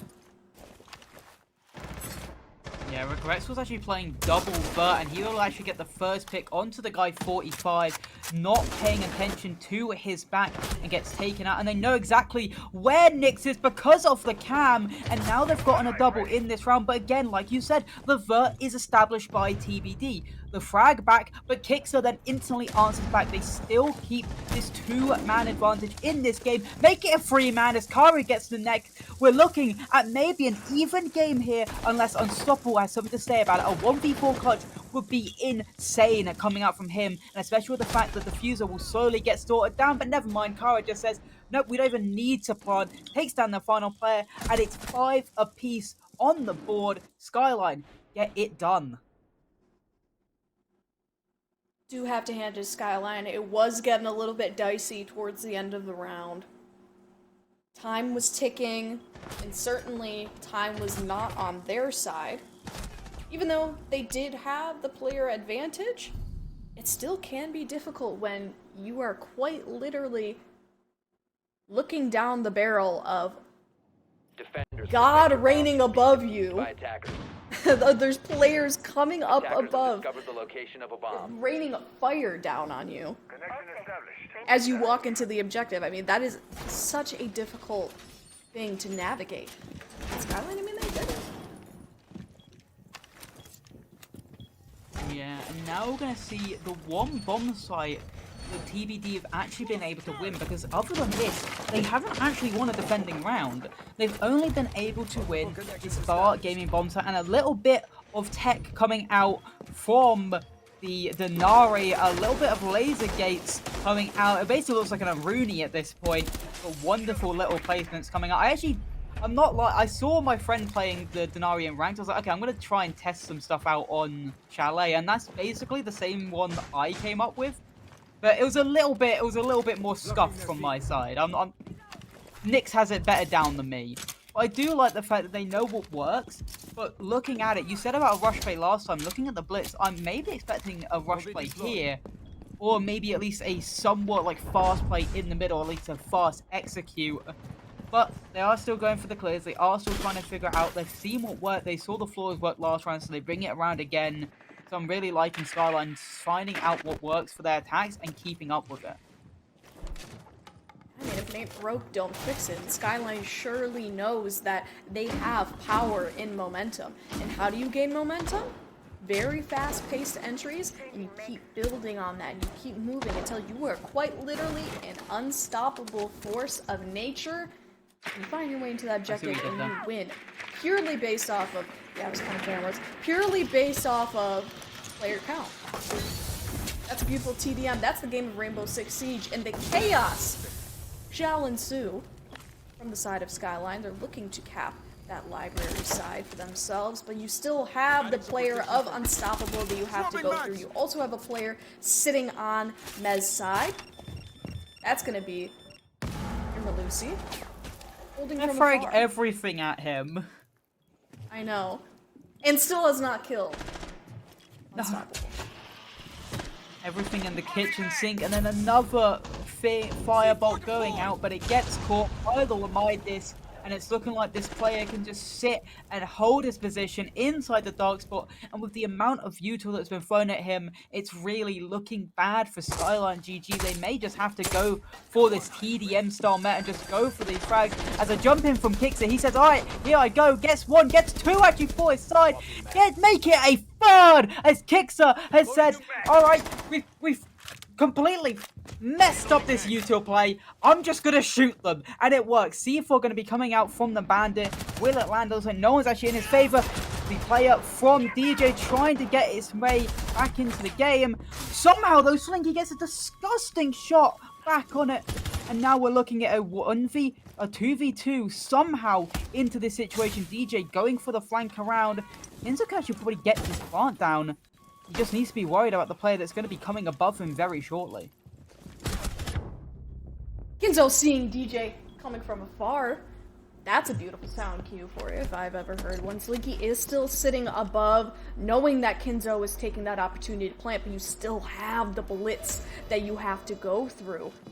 Slinky trying to get a little cheeky angle up from above, but knowing that you're going to have to take that horizontal play, and you're going to be going up against a blitz who still does have two flashes in hand, who could very easily take this round. You're knowing where the bandit is, and he will, in fact, take the kill on the bandit. Just kind of just sitting in the corner. That's genius though from Regash, just because he's in such a... Like, if you were playing in any other game, if you're playing in Ranked and you died to that blitz, you were probably being like, what is that idiot doing? Why is he just standing right there and then basically close to just on the jukebox? Because it's something you'd never expect. With him being on such a low HP, he needs to play in that off angle, in that off position to get that flash out, to then get that kill out. And because of Skyline taking the momentum, taking map point for their favor, taking maybe their opponent's map pick, they take the time out. TBD, they need to speak about what's going wrong on these defense because they've lost 4 out of 5 so far. They cannot make it 5 out of 6 because the great work they did on their own attacks will be coming up in flames right now if they allow SkylineGG to continue with the strong momentum they have created. And it's so unfortunate because I know we thought as casters that TBD had a very strong footing in this. I thought the game was to be determined for them. That was really funny. I laughed, actually. Thank you. You're welcome. Yeah, no, but TBD, they had a really strong footing. They had a strong Attackers need to foothold locate and in this game. defuse as many 4-2 bombs as split they can. on attack, nearly unheard of. And then they get on their defense, and it's been crickets from them. Like you said, they've only won one attack, or one defense round, I should say. Sorely fought, either way. Skyline, they know what's been working for them, and I think what TBD needs to do is they need to take a second. They need to get a little bit more organized. They need to understand, okay, where is Skyline trying to find our opening, right? Skyline has been making these very fast-paced entries, and they've been using momentum based off of those entries to get the execute. So they're obviously going to go very close to the site to try to find that opening. So if I'm TBD, I'm thinking, okay, we have to play tight knit. We have to play tight knit, and we have to play for bodies. We have to play for refrags, and we have to play for the utility usage, right? The Denari was a great choice for them, right? Maybe even pull in a Lesion, right? Try to get those sound cues, try to get the area denial moving for you. That way Skyline does have to slow down a little bit as they make those entries, and you can take handle of the pace.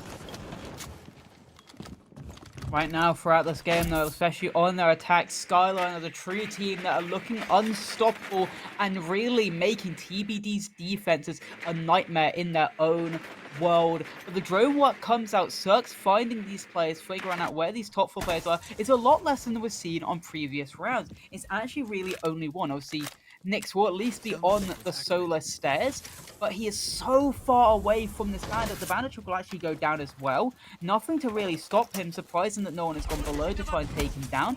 He's very solo, though. I feel like you definitely could just have someone lurk in to Piano and just take him down, because there's actually no one with him, no one pressuring. Never mind.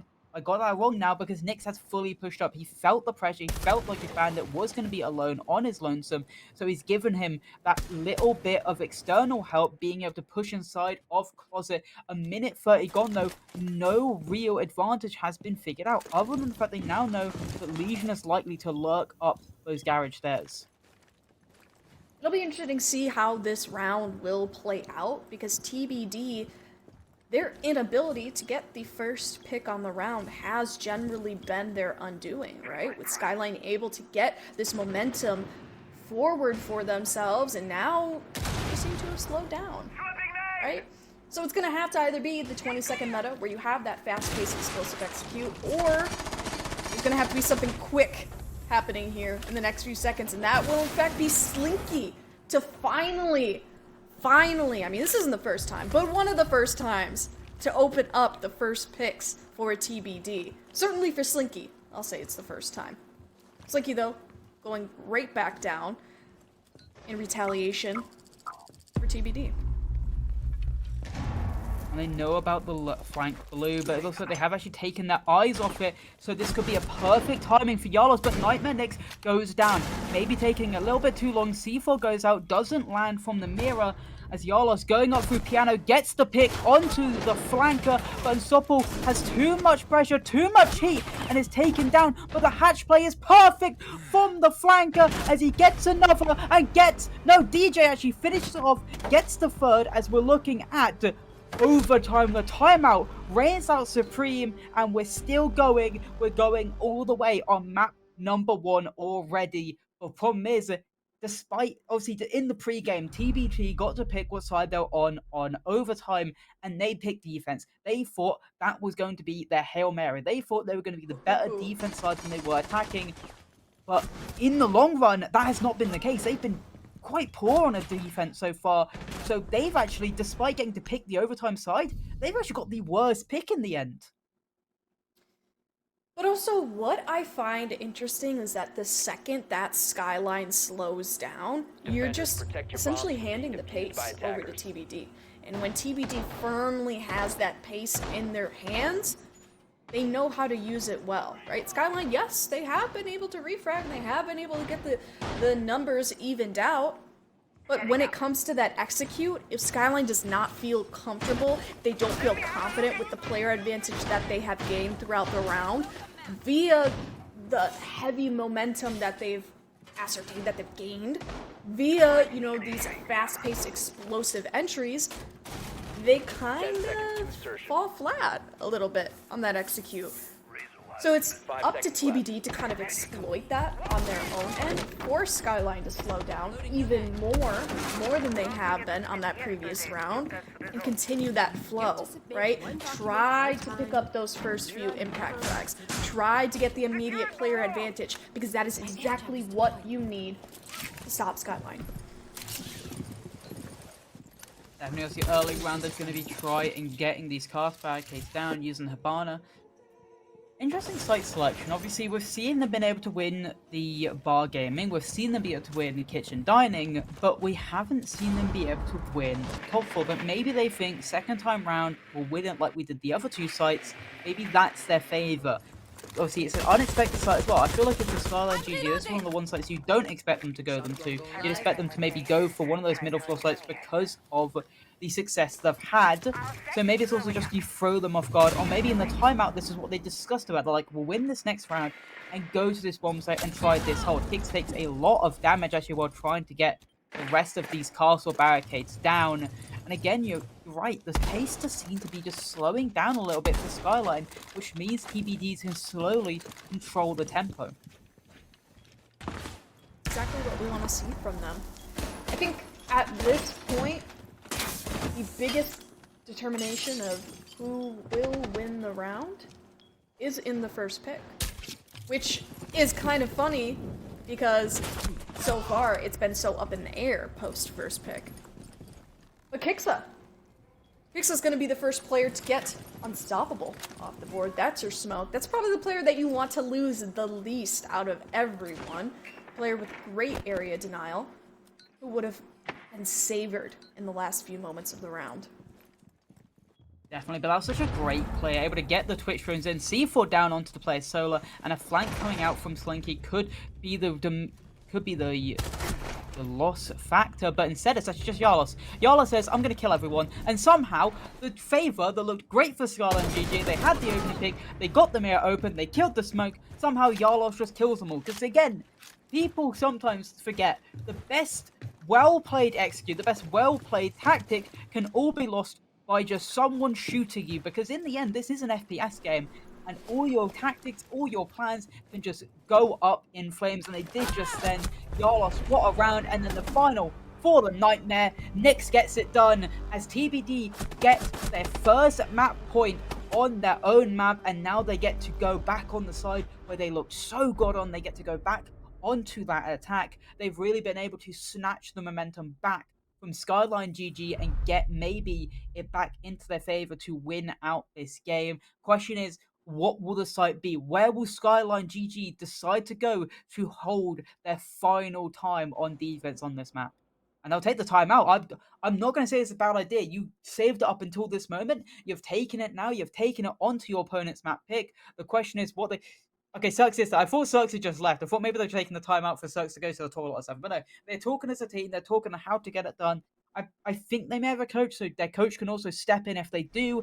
Talk about what is going wrong with these defenses, with their last attacks as well, and how to fix it for when they go eventually finish this defense and go on to attacks as well. I think on Skyline's defense, they had the most success when they were able to get those first few picks and really solidify the pace of the round.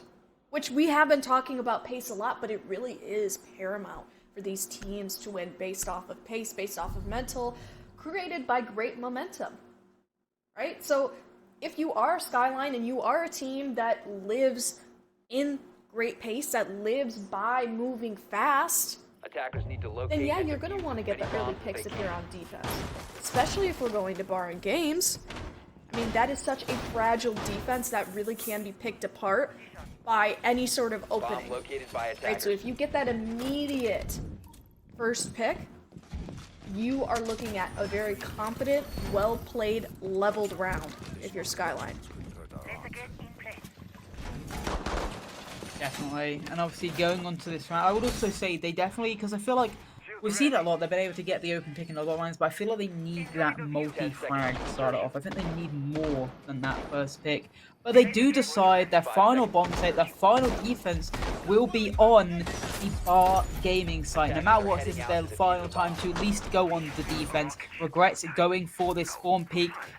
Sees a bit of the body, and he does get him down. And he does get it finished off as well. DJ goes down. That's a massive pick onto the floor, as that means a lot of, say, your deployable shields, the one that Kixer brings on the Denari, can stay up. So that's a massive pick, a massive opening pick again for Skyline. But the question is, Can they convert it? Can they convert their pick? Not if you're giving away silly picks like that, Kixer. You let it be done. Yalos gets themselves back into an even man count. And again, we're looking at Skyline throwing away a lead they've been able to claim.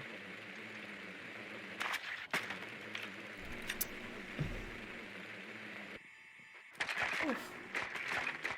This could be a very huge round for TBD. DJ off the board. Enter Flores.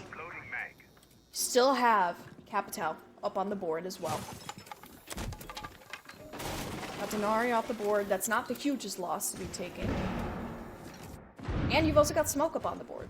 So you've got multiple impactful players for late round up on the board. All you have to do if you're TBD is dismantle that blue side, that IV defense, that library side defense. They still know that there's someone sitting on library side, that Aruni. That Aruni's going to have to find their way around those Capital Firebolts. And now the utility economy has been sunk for TBD. They're out of the Firebolts at this point.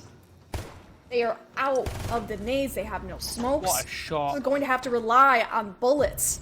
Kinzo to find one, but Unstoppable to find another. That's Regrets down. That's your library player. So now TBD has technical control of library.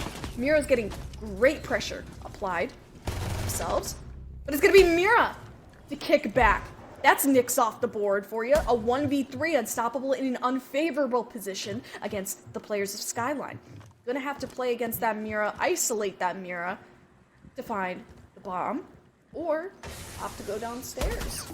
Maybe try to isolate Nyx the has done players from there. so poorly there, by the way, just because of the fact that he's had that mirror in front of him for so long. The mirror has given away his attention to other players, and he hasn't gotten aggressive. He needs to put the shield down. He needs to go for that gunfight. He needs to go for that shot, and he allows the mirror to keep fragging in front of him, getting fragging kills, keeping his team in it, and then the smoke finishes it off. Skyline survive. They make it to 7-7. They make it to max OT. We have fully gone all the way. Not infinite overtime. This is the final round. The winner will be decided. At least the winner of this map will be decided. There's still maybe 2 other maps after this, because it's a best of 3 reminder. Not just this one map. Even if this one map has been the marathon, not the sprint.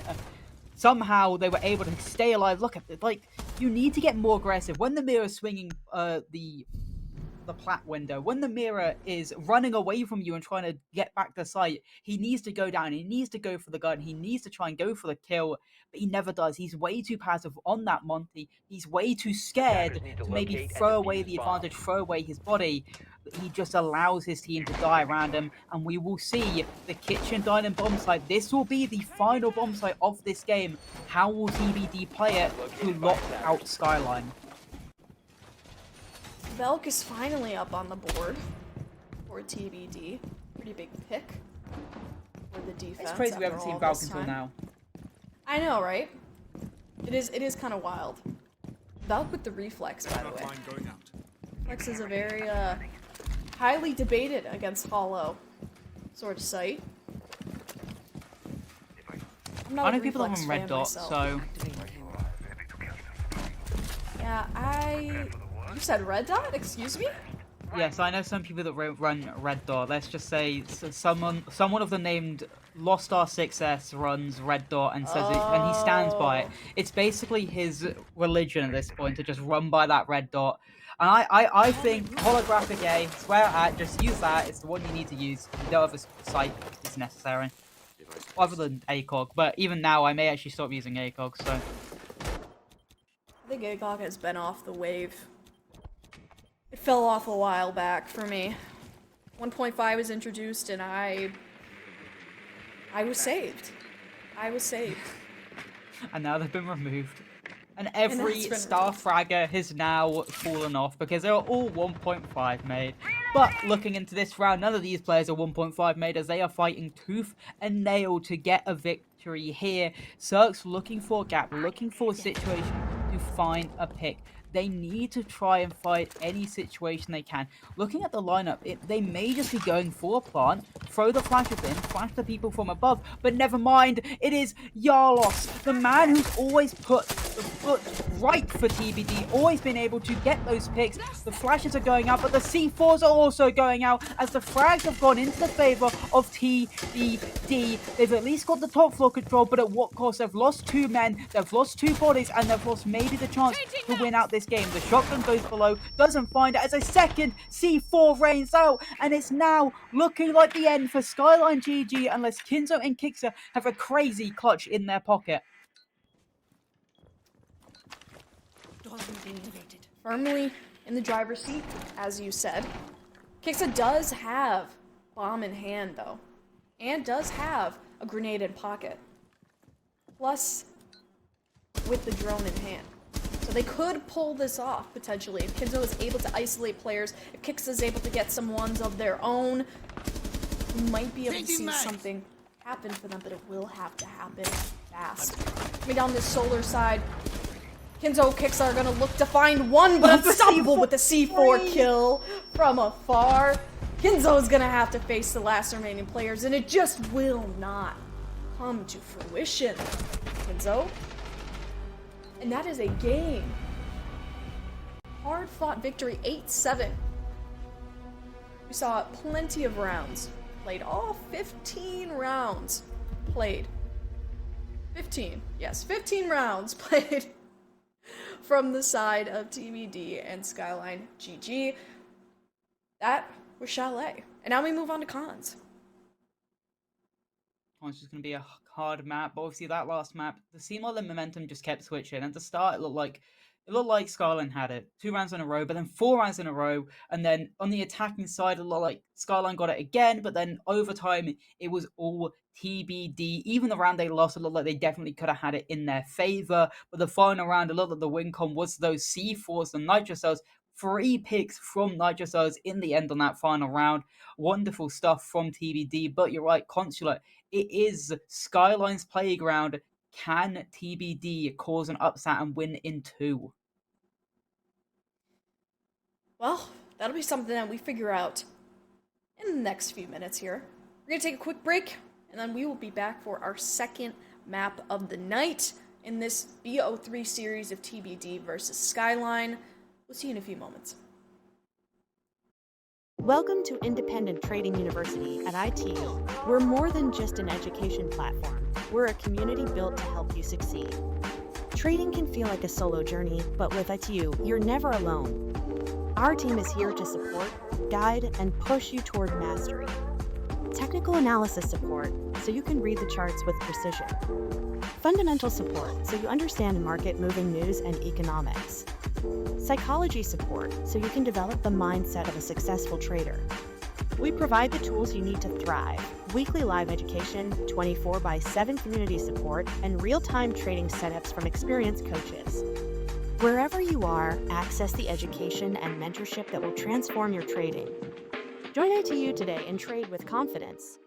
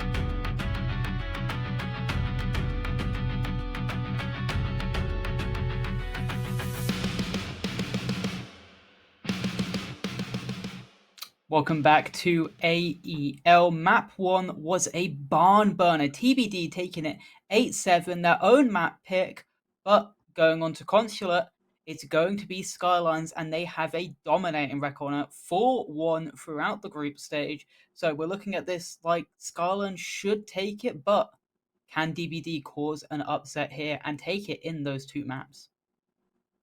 I mean, yeah, they've cemented pretty great momentum for themselves. They were able to turn around a seemingly unwinnable series and find themselves that first map win. At the very least, we are going to see Nighthaven, I would say. At the very least, we would be seeing Nighthaven. If not, if TBD takes this, then that's a 2-0 complete utter upset. Especially on Definitely. Skyline's map pick. Which, Their best map. yeah, their best map. Their best map. You're taking in a well-established team that has been working with each other for months and months and months on their best map as a roster that have been together for a few weeks. I mean, being able to even take that first map was impressive. But if they are able to take this Consulate map, I don't even know what to say. That's shoot yourself right up to T2. Because that's where you're headed. Yeah, obviously. I've got to say, it does come down to Yarlos, because I think he was one of the big reasons they actually were able to win the last map. He found so many gaps and got so many picks back for his team. I think he ended on like 17 kills. He had such a great first map. But the positives right now for TBD, they get to start on that favorable side again. We saw them have such a great start in Chalet. They went 4-2 up on the attack, and now they get to be on the defense of Consulate. This is such a defender-sided Haven, such a defender-sided map that they will be so happy to start with it. Clash being banned out early, not surprised. We saw her banned out the second time round on each of the ban selections. And then also Flores was used a lot, Deimos was used a lot from TBD. Warden tells me that Skyline will want to be doing a lot of cheese. Say Blitz plays, Ying plays, just loads of flashes coming out, even the Glass plays. They will be wanting to cheese a lot of these rounds here. Well, I mean, that is the bread and butter of that top floor defense, which is exactly, well, where we're going. Defenders, I think protect your bombs from being the defused by attackers. best way to find yourself in the building is to find yourself either right in the site or take control of office side and slam right through to site, like right through that little vending like connector area. Bomb located by attackers. You throw some wings on that, you throw some, you know, a blitz on that, and you are good to go. That is truly the only way that you can make it through, is by brute forcing. Especially on this top floor defense. 10 seconds to insertion. Yeah, most of the time it is just brute force over from admin side or going for that rush. It looks like, though, a lot of utility is going to be held together by TBD onto this admin side. You've got the key barricade is going to be thrown out. You're probably going to have that shield onto the vending machine itself. But Nyx has not placed it down yet, so curious to see. He's going for an early aggressive run out with the chunker. Not normally the player you see to be wanting to go for this aggressive style play. But he's waiting for the rappel to go up. I don't know if the drone has been shot up yet, but it's been shot up. So they know what he's trying to do. They know the game he's trying to play. And instead, he'll reinforce it off. He gets that done out. Cirque's not being able to land the shots before he does fully put the reinforcement up. But even so, there's one drone that Nyx is wasted from doing that. And a couple of seconds, like every little second matters in this game of Siege. And that will always count at the end. Got this mirror window up. As soon as someone repels into that window or even goes on it, that C4 will fly out, destroy that player, blow him up to sky high. We saw how good they were with C4s in that final round of Chalet. We're looking to see if they can do the same on Consulate. You know, a little note to the player picks from the side of Skyline. I would have loved to see a Ying instead of a Sense. I know they play very similar roles in the way that they shut down certain parts of the map, but with the exact play it seems to be that Skyline is pushing for, either, you know, taking admin or even going right into site, I feel that Ying could get the job done a little bit better. I don't know. I think might be a personal opinion on my end. Maybe, definitely could. DJ looking for some picks onto that yellow side. The sense gadget will go out though. It obstructs the view of the mirror, which means that Kinzo can slowly maybe start to go for this plant. But the Tachanka Nyx already got that lineup in place, and it will be DJ to actually get that opening pick onto the favor. And the second buy unstoppable. The Blitz tries to rain out, try to get another, but Cirx quickly answers back, gets his team with a little bit more hope, with even more hope as he completely answers back the man count. He's on 1 HP now and a dream, but regrets being able to pick up the diffuser, get a foothold into sight. The plant will slowly start to go down, but the fire is shot out, trying to make sure he has no safe place to really get this plant down, especially with the guns, especially with the C4s. It goes out, does it land? Not enough damage though. The shield stays up and keeps him alive. But both now, two players of the attack are a sliver away from death. And with the fire just flying out on the Blitz, he has no place to plant until now. Finally finds that safe place, and with no defenders trying to stop him, he gets it down. Kinzo takes a lot of damage. The Blitz also basically on 1 HP and does get taken down, and now it's up to Cirx, but he's been downed out. Do they know though that these two players are down? Eventually they'll find out. They're still scared though. Looks like they want to just get up this player. They know one's down, they know the other's down, and there you go. The cleanup is established. TBD get the first round under their book. Skyline put up a good fight, but it just wasn't meant to be in the end. A very hard fought round for Skyline, for it being their first round in attacking play. They're getting a feel for how TBD plays. I think if they were a little bit quicker on the entry, they were able to find that opening a little bit faster, I feel like we would have seen a slightly different round. The Blitz, I feel, played... as bodies started to drop, I feel Blitz could have played a more forward role in that attack. I feel like towards the beginning of the round, and even towards the middle half of the round, is where Blitz wasn't really as active as I would have wanted him to be. But ultimately able to get in sight, able to plant the bomb down. You did your job. You do have to hand it. You just kind of need that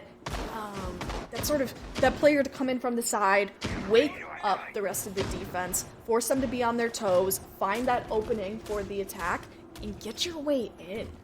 I feel like Skyline, yes, they did brute force, which is kind of what you have to do when you attack that top floor, but they had so many options. They could have been more creative with the way that they went about things, especially utilizing players in a different manner to get the most effective use out of them as possible. Definitely. I'm liking what it looks like TBD are actually going to be going for, because it feels like, yeah, they opened the hatch.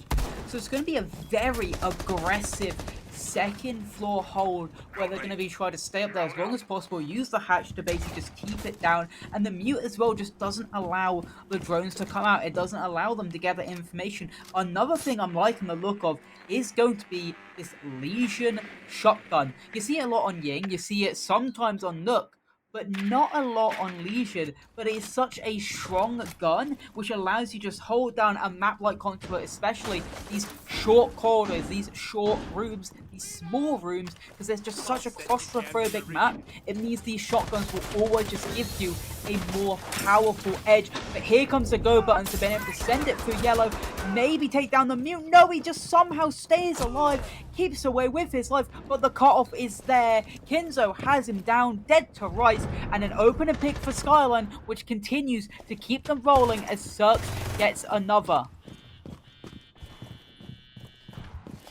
It's not as hotly of a contested round as last round was. Seems like Skyline is now firmly, once again, in the driver's seat. We're able to get those first two picks for themselves, whereas last round, it was actually TBD that got the first pick off on the round. And with about 1 minute 30, Skyline, they seem to have their way with the first floor. And TBD kind of left to have to defend, keep their heads on a swivel, and force themselves out of the way of the vert that Skyline is trying to set up. Nyx looks like he's trying to go for a flank here up the Visa stairs. He's going to have to do this quicker rather than later. But the thing is, I'm pretty sure the attackers, they're ready for it because they've got so many bodies. They can use one to just watch the flank, but the blitz goes down and Nyx does get one on the flank. So massive stuff, but Unstoppable does get answered back. But Nyx gets another on the top floor. How is he being allowed to do this? 2 kills from the flank, and now we're sitting in this 2v2. The plant can go down though. He has been able to get into this yellow position.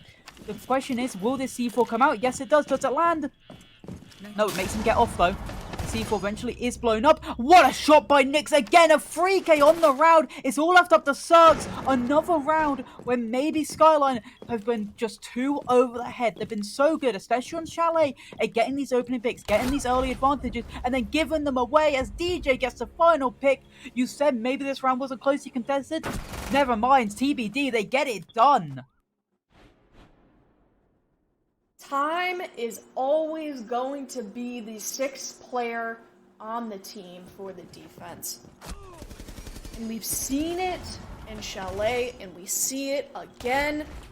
But the issue is, Skyline keeps on overcompensating for their lack of time over and over and over again. They're getting way too hasty on these executes, right? They know that they have time on their hands and they know that they can use it to their advantage, but they're saying, oh my god, we need to get into the site now, we need to get to the site right now, we need to get that plant down. Like, very one-track minded. You have to get a full view of what's going on in front of you. Otherwise, that sort of hasty execute, it's gonna blow up right in your face. That's exactly what happened, right? That Mira, that long cross that Mira had, looking all the way to yellow stairs. That was insane, right? But it was the primary undoing of Skyline's attack. They were essentially clotheslined at yellow stairs. And now the remaining players are left at the breach, and now you only have 1 to 2 spots that you have to watch as the defense, right? TBD is great at isolating and narrowing angles, especially when they're on the back foot. That's what they know how to do. If you are Skyline, you need to take the opportunity, figure out what's going on, take a step back, and isolate those players, either with utility or with trades, whatever you have to do, because you are allowing yourself to be fragged without any repercussions, and that is not what can happen, especially if you're on map 2 of BO3. You're 1 map down. This is your map pick, right? In your O2. I think another issue specifically in that round was just allowing Khan. Not Khan. Don't know why I'm thinking Khan when I'm trying to say Nyx. Nyx! I'm thinking they're both old, so, you know, both old, I get mixed up. But allowing Nyx to just go on that flank, go on that roam, and get 2 picks, despite there being 2 of you up there, not being able to get the refrag, he gets both of you in the end, which completely stops the vertical game, which then allows the people below to just be more free as well. Very questionable situation, but this round out, they've been able to get this admin clear started, not lose a man either, so they've been able to get a lot of this map again onto their favor, but there is so much they need to take, and Nyx actually is the man again to get that opening pick. I said in the pregame he had a weak survival rate, but in this game he's got a strong one, 5-0 right now. He is cooking in the server. He is the main thorn in their side. He is the main nightmare that they have to deal with as they're still looking for any gap they can find. Regrets at least makes his way inside of Visa, gets rid of that Maestro cab, gets open the hatch. But the question is, what can he now do with the space he has just found for himself? It's a big question, especially for Skyline, a team that has been taking their time on these attacks so far. Once you get that space, what are you going to do with it? What utility can you use to further your venture? How are you going to get into that site by having the least collateral, right? You don't want to get caught up by the defenders watching your entrance. You don't want to be caught up by any sort of utility, calling out where you are, even killing you. So what are you going to do? You have to be proactive. And what are we not doing? Being proactive. That's going to be Unstoppable, getting 2 kills through the hatch and a last kill to finish it off through the hatch once again. The 3-man hatch drop doesn't work for Skyline, and now it's a 3-0 on defense for TBD. This change obviously happened 2 months ago, but not 2 months ago, but 2 seasons ago, for Siege sakes. With Siege X obviously coming through, you cannot ADS while dropping a hatch. 2 of them dropped. The first one dropped when Unstoppable looked away. If you could ADS, he's dead to rights. But Unstoppable flicks back, gets him down. But I've got a question. How does Nyx again get 2 kills on the roam? He is just able to be such a thorn in their side, getting the opening pick, getting the second, and then with 2 people then being dead on the side of SkylineGG, they say, okay, we've got nothing left. Let's just throw something at the wall and hope it sticks. It didn't. The full hatch drops do not work out in their favor. The LMG has too many bullets to deal with if he Attackers gets need to 2, locate and and then the defuse final bombs. man just has nothing left in the end. And we're allowing TBD to run away with it. Yes, this is such a defender-friendly map. Yes, I expect them to at least get 4 rounds on the Attackers defense. have located a bomb. But they've just gone a clean sweep. Even their tertiary site, they look dominant on. SkylineGG, they need to find something and they need to find it quickly. If so, this will be a sweep for TBD because they look flawless right now. I think the momentum is beginning to get to Skyline's head, right? They're lacking the confidence that they need to take their entries further, to do something with them, to make something of the space that they gain for themselves. It's Consulate, you're right, Consulate is such a small map with so many different corners to it that it is hard to gain space if you're immediately being contested the second that you walk into the map, right? But if you're Skyline, you have been playing this map, so you know what to do with the space that you do have. It seems like they are dumbfounded on a map that they consistently play. Like, this is something that I truly am not used to seeing. I wouldn't expect the dominant team here to be losing so blatantly. It does come down to the fact though as well that TBD obviously have barely played this map, right? They haven't played it a lot inside of this season. They played it once and they lost it 7-4-2 with SkylineGG, which you'd expect maybe better then. But that also means there is a lot of review. They know how Skyline like to play, and then they can adapt to it, and that's exactly what they're doing, I think. I think TBD just know exactly how Skyline like to play this map. They've done a lot of VOD review on it because they've got so much VOD to actually check because of how many times Skyline have played it, and they've just come with a better game plan than what SkylineGG have come and prepared for. And that's great Siege. Right? It's all a game of chess. Skyline right now, Skyline's playing checkers. You think you're playing chess, Skyline? Playing checkers, buddy.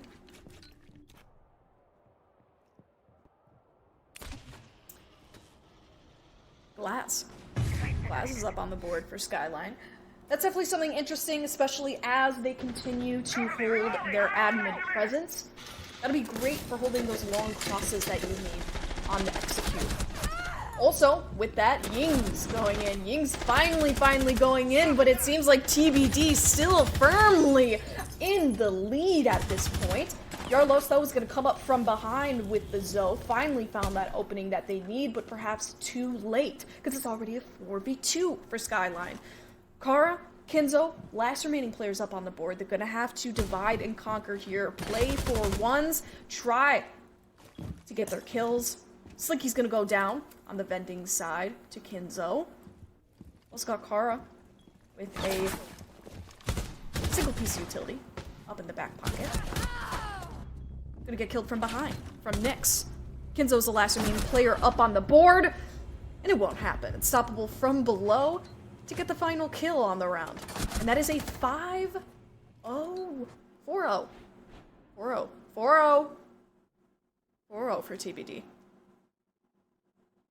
I did not hate the Ying play. Obviously, they know one is off the board. They banned him. They banned the Warden. So it's not crazy to see that come out. They also banned the mirrors. Just means there was less C4s, less able to just have the advantage on it.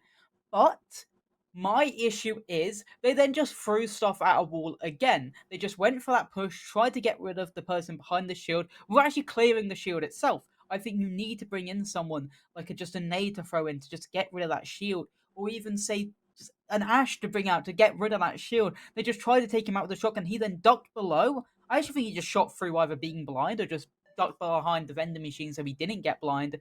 And then when the second player came in to try and take him down, they forgot about the player being long desk. It just doesn't feel like they either have the information gain or they're just not bringing the right ideas to throw at the plate, to throw at the defense that TBD are bringing, because they always have an answer back. Also, I think Nyx may now be like 8-0 right now because he got one of the final kills as well in that last round. He is really just somehow showing that maybe his survival rate was Attackers need to somewhat locate and skewed defuse because as he many is no bombs as 7-0 right now, 7-0. but still insane. He is playing Wild. well past his prime right now. He's rolling back the years. Wild. There you go. He didn't look like he was Absolutely wild. flash. So I think the Ying just was either poorly placed, or maybe there's a little bit of cover you can have behind the vending machine so you don't get blinded. Well, I think you're totally right, though, on that shield comment, because where was the Zoe? The Zoe was twiddling her thumbs on the other side of the map. Yes, Zoe eventually came in from behind, but it was way too late. What I would have liked to see is, okay, put the glass in the Zoe's place. I know it's weird. Put the glass in the Zoe's place, right? Maybe put the glass up on a window, or even, let's do something crazy. Instead of a glass, let's do a black beard in Zoe's place. And then you get Zoe to take care of that shield sitting there. Because you are right, you cannot have a shield sitting up on vending. And the fact that Zoe was far away from that shield not handling it is like, that's gotta be a cardinal sin of Siege, right? Right? Yeah. Skyline are better than this, though. We know they are, and they can definitely maybe get a grasp on this game on their own defending side. But I would have to say, I think they need at least a single attacking round, because you cannot allow yourself to be like, okay, we're on the defense, let's just do what they did. Let's just go perfect defense, because that's very, very hard to do. It's next to impossible to do back-to-back perfect defenses. Nyx trying to get aggressive onto this guy on the window. He's already backed away. Smart. Give a little bit of pressure from the attack and then back away. But Nyx is going to be a player in this round I want to see them play, just because he has always been a nuisance on this round, being able to get multiple kills, especially on the basement round last time. He was able to get a two-piece flank going off. But they're just going for a quick play, horizontal, across the board, trying to go for this backside take, while Kara makes a little bit of sound on this top floor. There's also a guy fully on the top floor, which will be regrets on that Dirk Bay. He can call out and give away the location when needs be. Regrets, Kixa, and Kara having a bit of a quiet game so far. Regrets and Kixa having donuts apiece. But as I speak, Kixa. Yeah. Kixa's gonna find one. That's a 4v2. Nyx gets a double for himself. Going 9-0, an unstoppable force in this game so far. Ash and up Kixa.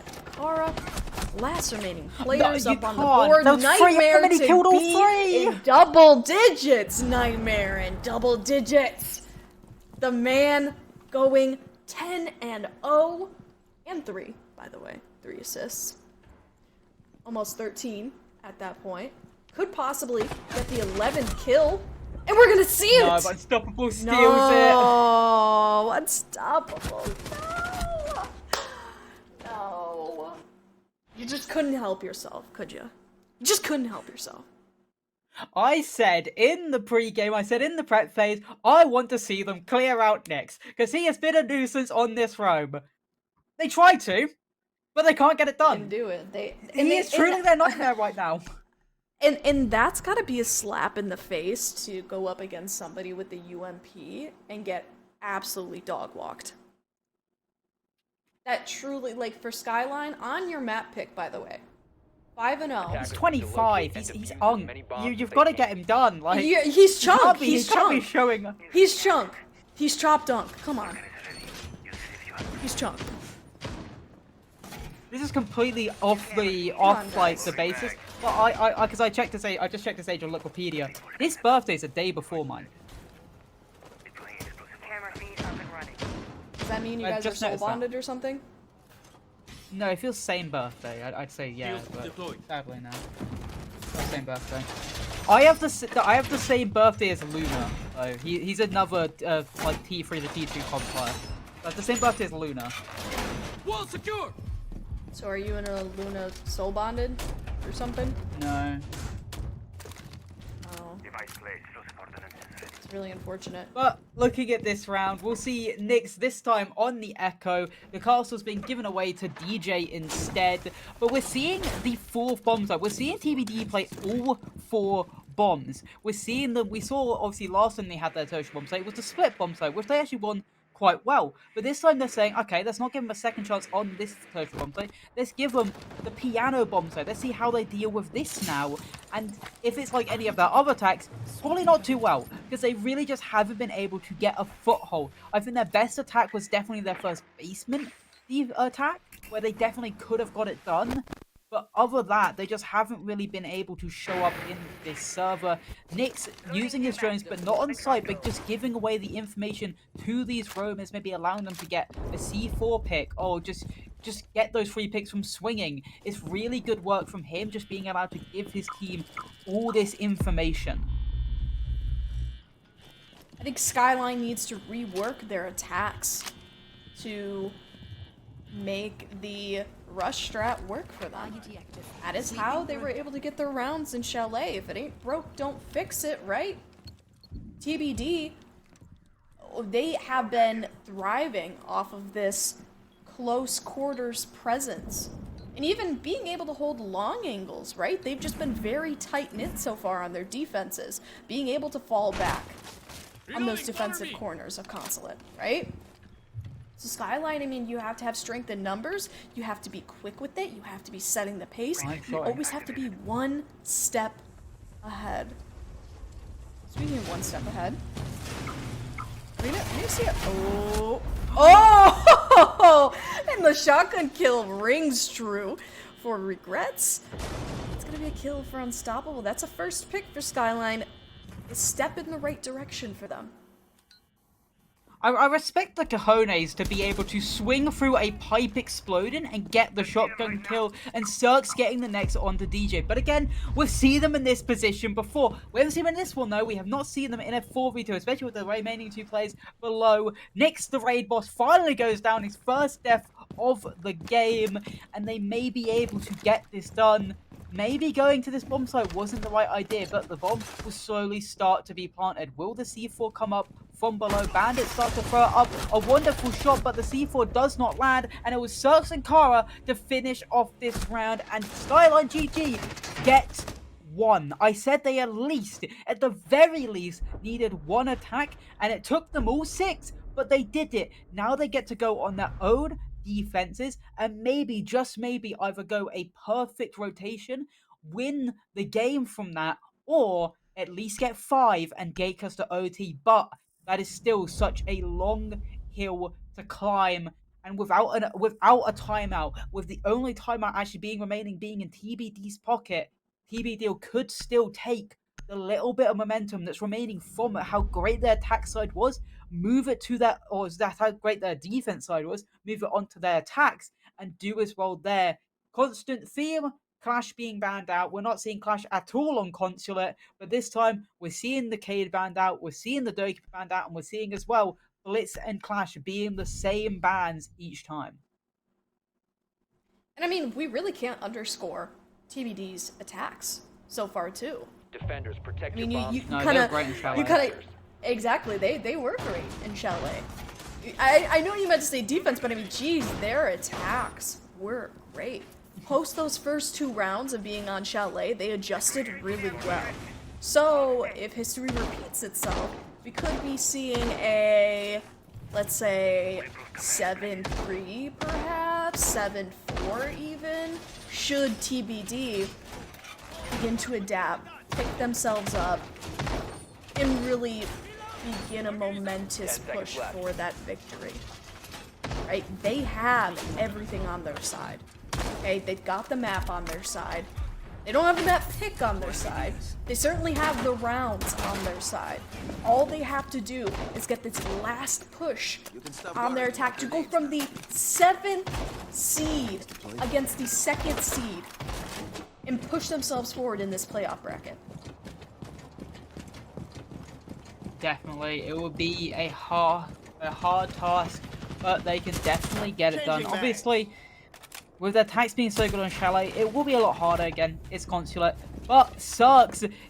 Nightmare Nick went for that same run out, and it's actually going to be him, the one that dies to it. And the Monty going down first when it looked like they were going for that quick play through the window with the Monty planting the bomb down is going to be tough for them now. It's going to be very hard for them to get it down, especially with the abundance of utility to stop the plant. Smokes, C4s, all to just try and stop that one plant, especially the Goyo probably on that window as well. It's going to be next to impossible. There's no Goyo there, but it's still going to be very hard. Also, they're going to pivot, go for this just normal yellow side take. But with losing that opening pick, it's going to be a tough challenge. But to be fair, Skyline have gotten the opening pick quite a lot in this game, in this map and in this game, and they've lost the round quite a lot as well. So it's still not next to impossible for TBD to come out with the victory in this round. I agree. And I feel like if TBD is getting forced to slow down a little bit, then so be it, right? Because they can still create chaos, and they can still thrive in that chaos. I mean, they have Grim on their side, they've got Sense, they've got Deimos, of all people. Deimos was really powerful on Chalet last time they had used him. So if we're talking about odds here, TBD, they still very well could pull this off. And yeah, they are going for the rush. We're seeing it in full swing at this point. Metaphorically and literally speaking. These are swinging through the windows. Kinzo will pick off one, and Yarlos, though, to kick off the chaos that shell into. Diffuser's gonna go down from that. No C4s will go off in time to even stop that plant. So unfortunate. Skyline was not prepared for that at all.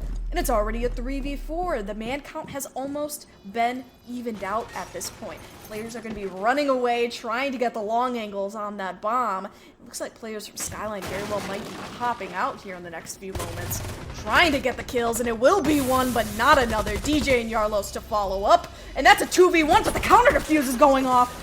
Will Carr get that counter defuse? Will not. Just stopped it. That was almost a round for the defense. Woo! That was a close one. That was a close one. I was clenching there a little bit.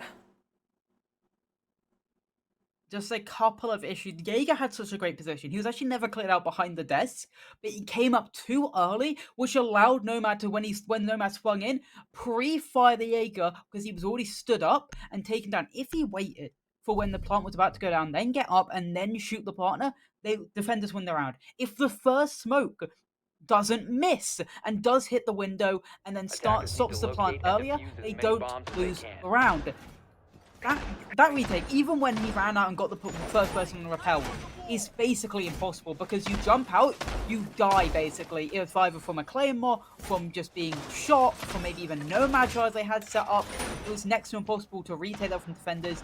I really did like the idea though to smoke himself while defusing, because when you're in that smoke, it's impossible to see anything. So they nearly just about missed him, and especially with the bailiff just not doing enough damage, it was milliseconds away from the defenders winning that round based off defuse, but they just don't get it done. SkylineGG, too many individual mistakes. Their early round was so good though, getting that early spawn peak, getting the map control, being able to wrap behind the desk, knowing their win corner was perfect, but again, if you make the smallest of mistakes, it can come back to bite you. I do like that they're still confident, they're still going for these aggressive plays early, they're still trying to set the tempo, and they're still trying to keep the favor in their control. But TBD are not allowing them to run away with it just yet. I'm reloading! Alright, and I mean, if we knew better, or if we didn't know better, I would say, I mean, TBD being up 6-1, you would assume that Skyline is the underdog in this situation, right?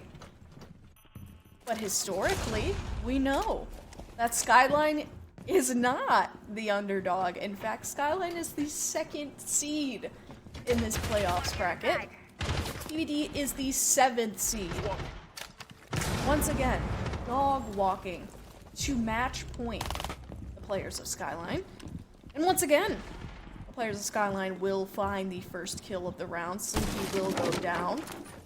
I would love to see the statistics of Slinky's deaths on first frag, because it's got to be something insane. Going live.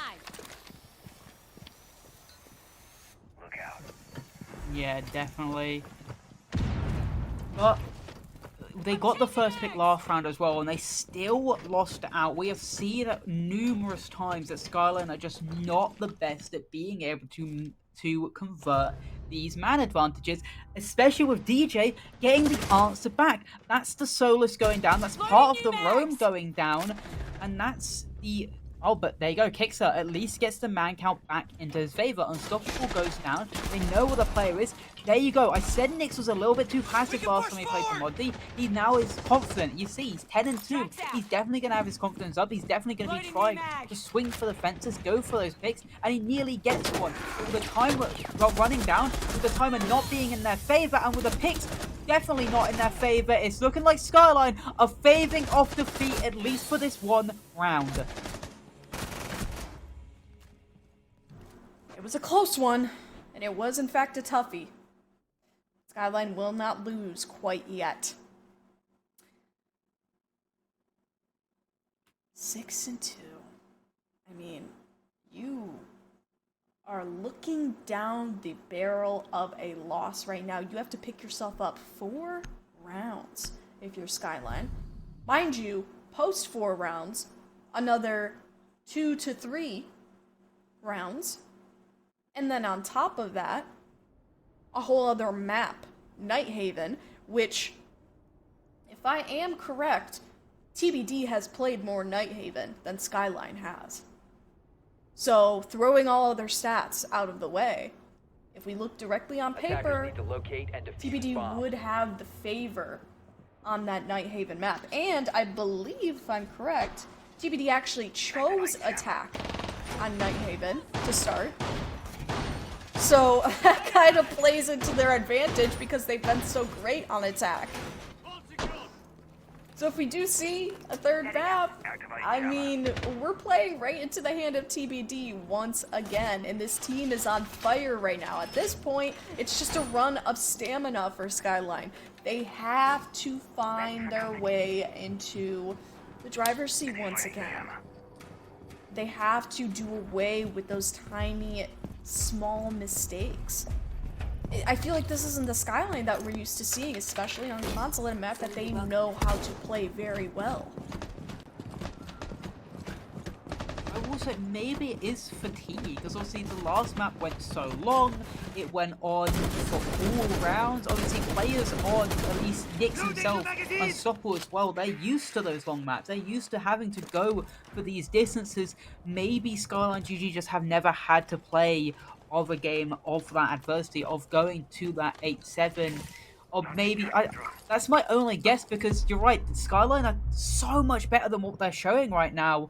But maybe they've been able to find their groove after that last defending round. Maybe they're being able to slowly bring the momentum back on their favor and start this comeback. They have gone the split bomb site. We've seen this work out for TBD. Can it now work out for Skyline? Obviously, Skyline were able to win a different, some sort of basement bomb site last round, and now they're looking to do so again. But with another shield being brought out, this time the Blackbeard is going to be seen as their spearhead. They're being able to try and find this ground, find the players, and find the information using that shield. And with Solus now also being Deimos tracked, it's going to be an issue. We saw how good TBD was with Deimos on Chalet, and they're probably going to be of similar quality on Consulate now.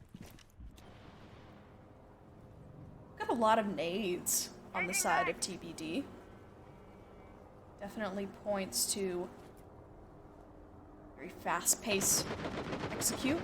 Perhaps trying to shut off certain areas for Skyline, maybe get a cheeky kill.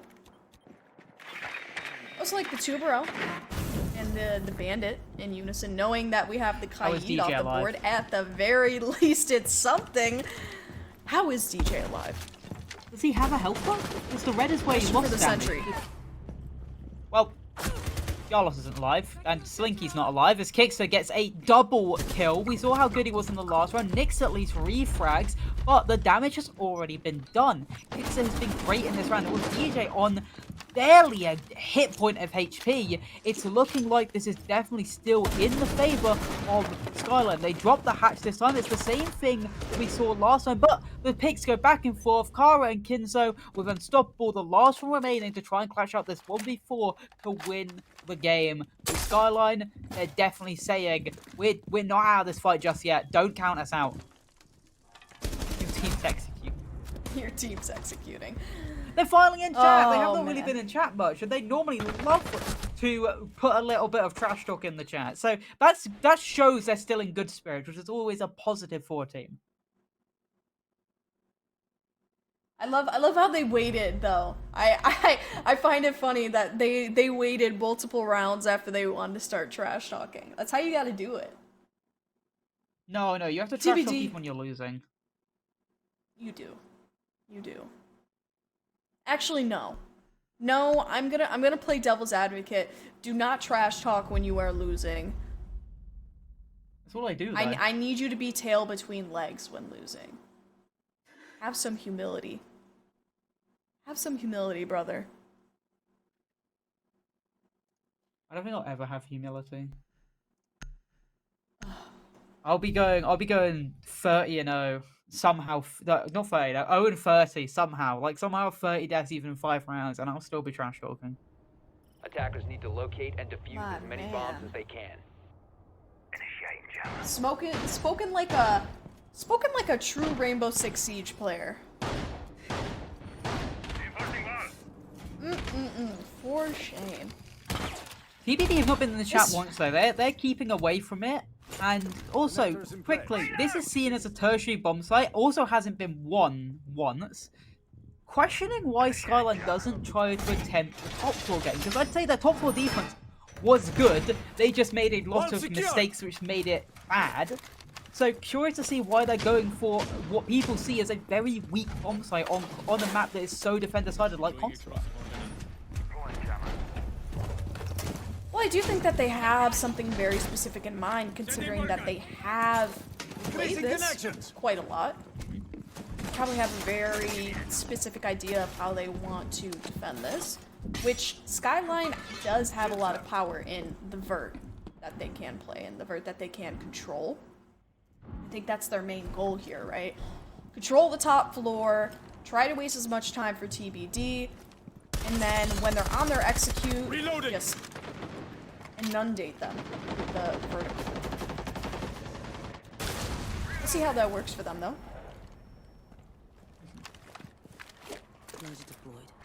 Going to be very, very hard still. The Bravo drone comes in, able to hack the main one as well. That means it'll take 2 offline.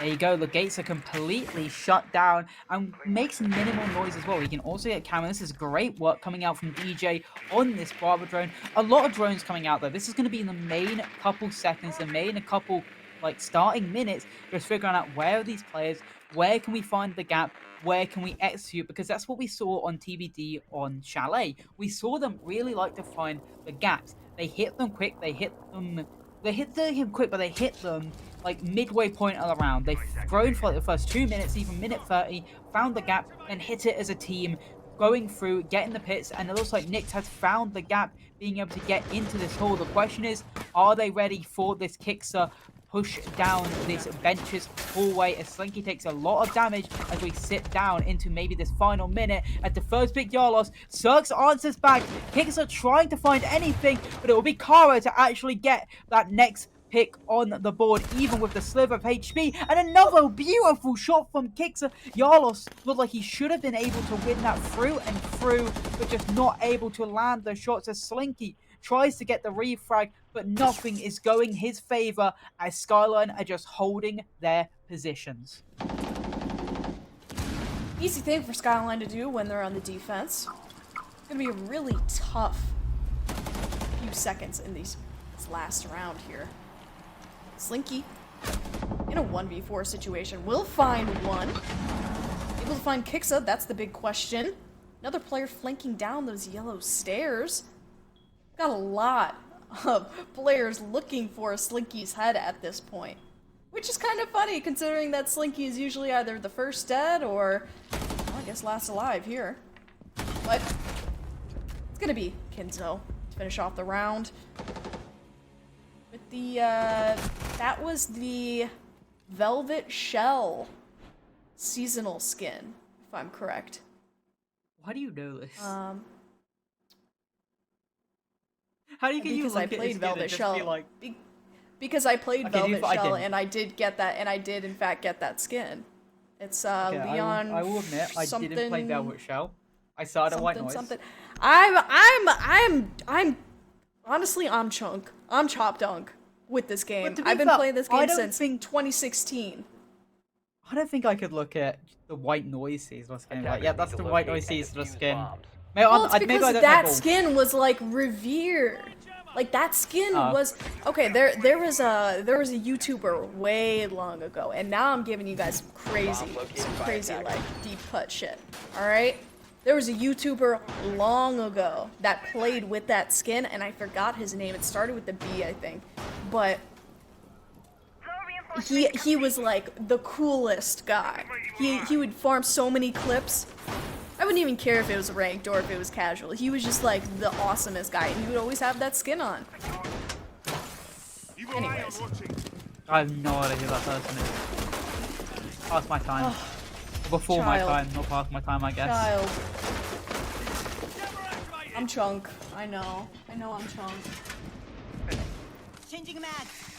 But looking Anyways. into this round, Unka's not the real Unk of the game hasn't really been able to get kills since moving to the attack. I will say. War reinforced. Yeah. Nyx has not been darling. able to do too much so far. But I mean, to be fair, Nyx has been on Monty, which I find is so hilarious, right? Again, you're putting the player that has been going nuclear on the Monty, just throwing that player on the Monty. When in reality, I would say that Slinky should probably kind of be the Monty.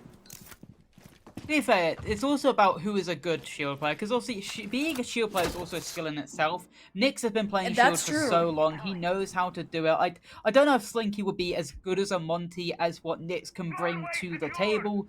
So I don't think it's a terrible idea. Cirx, though, is going to be on this roam, on this look, looking for this player who will be the only player of TBD backstabbing up into this Visa hallway as the rest of the team tries to lurk in below, get the Monty in, get the control, and he does. He gets the player through, and he knows where the Azami is. He knows where his second is as well, so they have got the information. The Azami runs away, and now with Yalos also taking ground through the hatch, it's really good control already established by Skyline, or not Skyline, by TBD early round.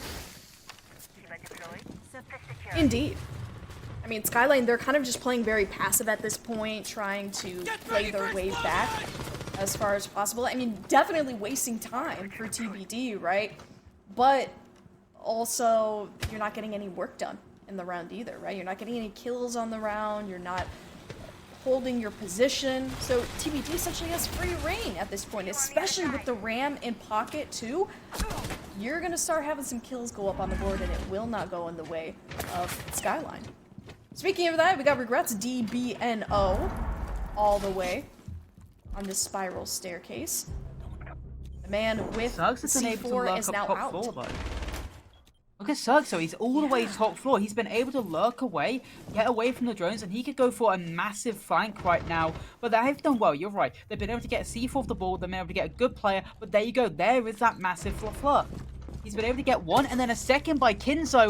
All of it is going down, but until Slinky gets the next, Kinzo takes a lot of damage. The Monty saved by the bell as Kara takes him down, and now it's all up to Unstoppable again in this 1v3. He cannot get it done. SkylineGG, they had such a tough hill to climb, but somehow, some way, they're one more round away from getting it done. That's what happens when you are a team that knows how to play Consulate. When you are the reigning Consulate champion of SkylineGG, you're going to find a way to climb yourself back up, especially on a defense-sided map like you were saying. Right? They might not have done the best on their attacks, but defense, by God, will they find a way to win. 4 rounds in a row. That is Absolutely absurd. I don't think anybody would have predicted that. But a fun little statistic for you that we usually like to throw out, Bianca, me, Whiskey Duo, 70%. 70% is the percentage that teams who go on a timeout tend to win out the round. Oftentimes, right? 70% of the time, team is going to win post timeout. So if that is the case, we would be seeing a 2-0-7-5. So this team, they want to be. I have a question for this statistic. It will never happen. Okay. But what if, because obviously you pick when you take the timeout, what if, say, TBD took the timeout, and then when theirs finished, Skyline then instantly take theirs? Who would have the advantage in the next round? Well, I guess the funny thing about timeouts, too, is that, you know, what one team gives themselves, the other team also gets, right? Both teams are technically getting time to talk it out. Yeah. So, TBD, as much, you know, time as they got to adjust their play, Skyline, they are in the same position. So you're kind of right on that. I was gonna say, that's why I really like what, obviously, we both remember who that was. He always spoke about when his opponents took a timeout, instead of speaking about what his team should do, he spoke about what they were going to speak about. He studied every team, what they do after a timeout, and realized what they do after a timeout, and said how the team will adapt and how they would change, which I thought was very smart. That is very smart. Yes. I mean, that is playing the game of chess, right? We ain't playing checkers up in this game. We gotta play chess. You're gonna go on the pro level, right? You gotta be smart. You have to think multiple steps ahead. Steps ahead not only of your game, but of the opponent's game, right? Walking into this round, we've got Amaru up on the board for TBD. Looks like they're going to be trying a fast one here with their lineup that they've got so far. Flores drones being thrown in to get that preliminary utility out of the way. And then you throw in the Grim Bees, you get the Blackbeard up on the window, you get the Amaru shot through the window, get those Yin Candela charges in. You have created a beautiful chaos for your team to live in. Especially if we're working through admin, which we are. Looks like TBD, they're gonna find an easy way through to vending. People just about misses. If that was a little bit further, they take out the Blackbeard as the first pick. That would have been massive, but really good time usage by TBD, able to get so much ground, so much cover, but there is still more they have to take. Obviously, there's still a C4 inside for Kara, and there you go, the plant is actually going down. They double bait and switched it, but the player goes below, tries to stop the plant. Can he see it?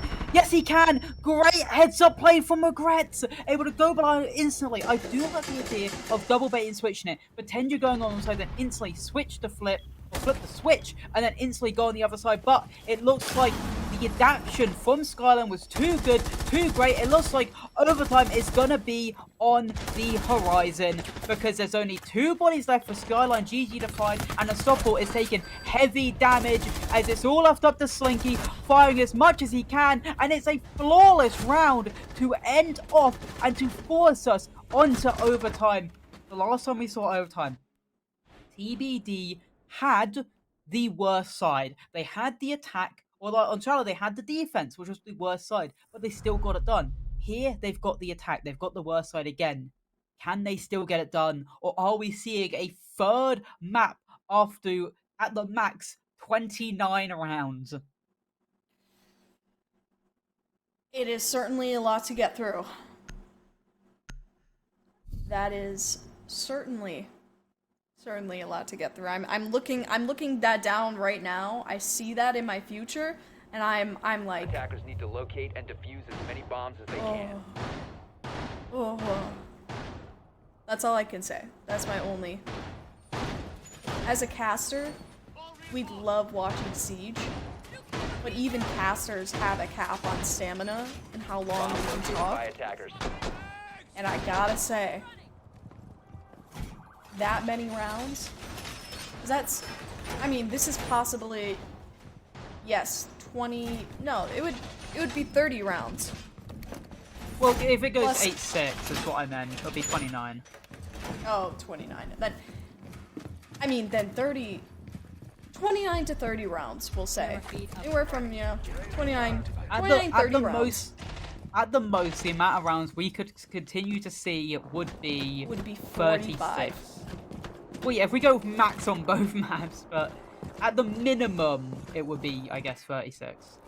Well, I mean, we've been going max.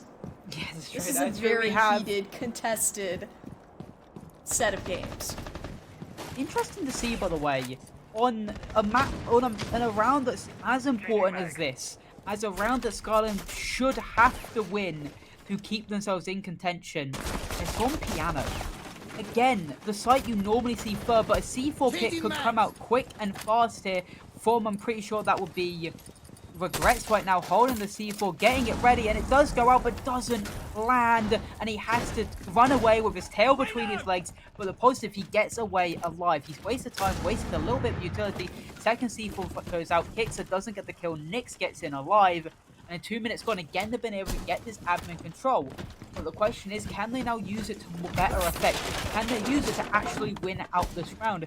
Because SkylineGG, they've been doing such a great job of being able to just waste time on this extended drone and be able to get back with their lives, with the control, and keep away on getting these rounds on their favor.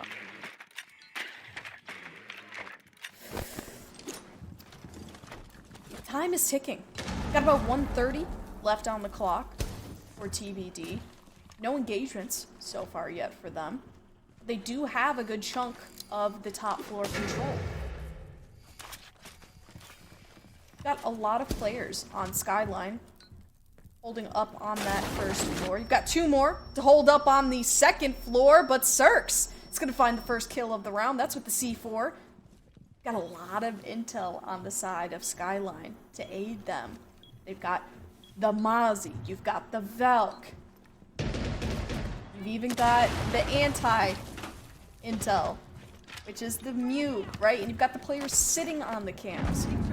You've got a lot going for Skyline playing that sort of proxy defense. Unstoppable was just collateral in all of that. It was almost bound to happen in that sense. Now you've got the players of TBD on the first floor looking to contest the bomb site. They're going to have to make this execute happen in the next few seconds here. Plant's going to start going down. But the question is, have they cleared out closet? No. No. Wait, what just happened? What just happened? They've just got 3 kills. It's completely changed into their favor. And somehow, some way, TBD have won the round. What just happened? They waited till the very last second. We're back in 30-second DZ meta. I said Nyx. Slinky! Slinky! Wait, what happened? Slinky!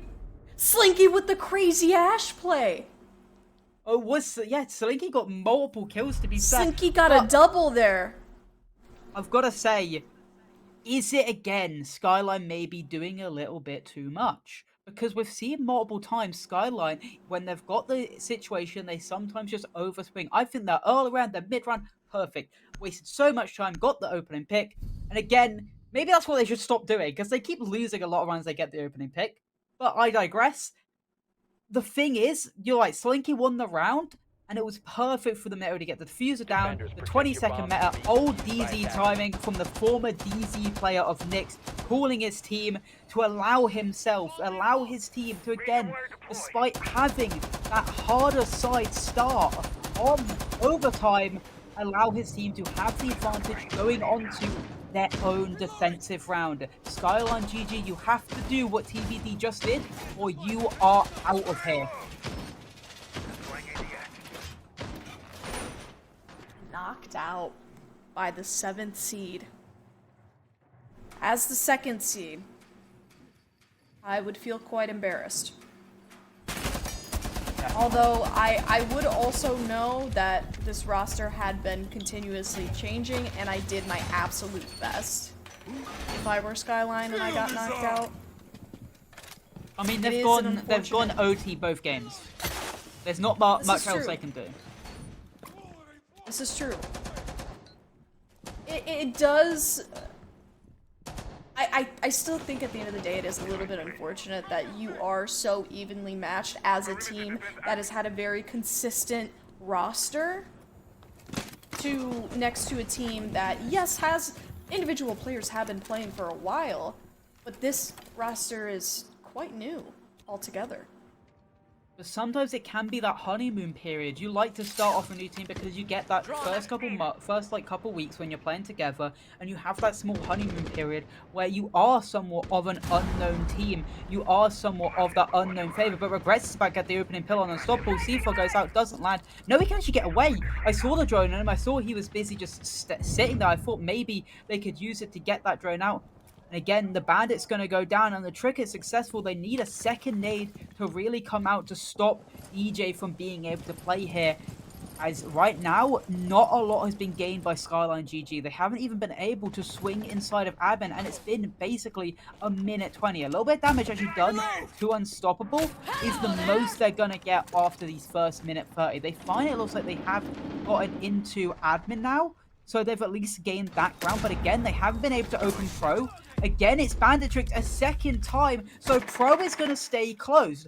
No external breach, no external pressure. Bandit gets to stay there with the C4 in hand, being able to eventually stop that plant from going down. And with a minute load going down, and with the nade also going out, though, they at least clear the vending machine position that they failed to clear last time. So they're at least getting map control, but some parts are just not going into their favor, which just may hinder them in the long run. And the utility economy so far for Skyline hasn't been the best, right? The nades haven't been connecting very well.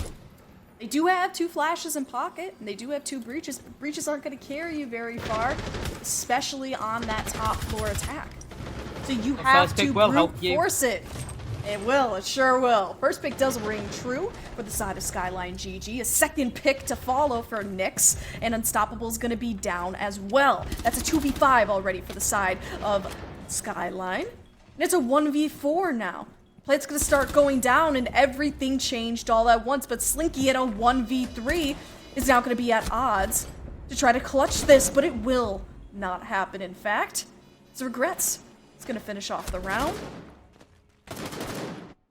That was like a 20-second meta vibe, I do have to say. Definitely. It felt like they were just whittling down the defense, pushing them down further and further. They were able to clear stuff out that they weren't able to clear last time, like the vending hall position, which then allowed, this time, they had the Jackal backstab through down yellow, being able to take the control from behind and slowly whittle down the defense, which made them only have 1 person left. Slinky left alone in the 1v5. He got 2, but it was too little, too late for his team, as now neither team win their starting defense, and they have to do it all over again. We're going all 15 rounds again.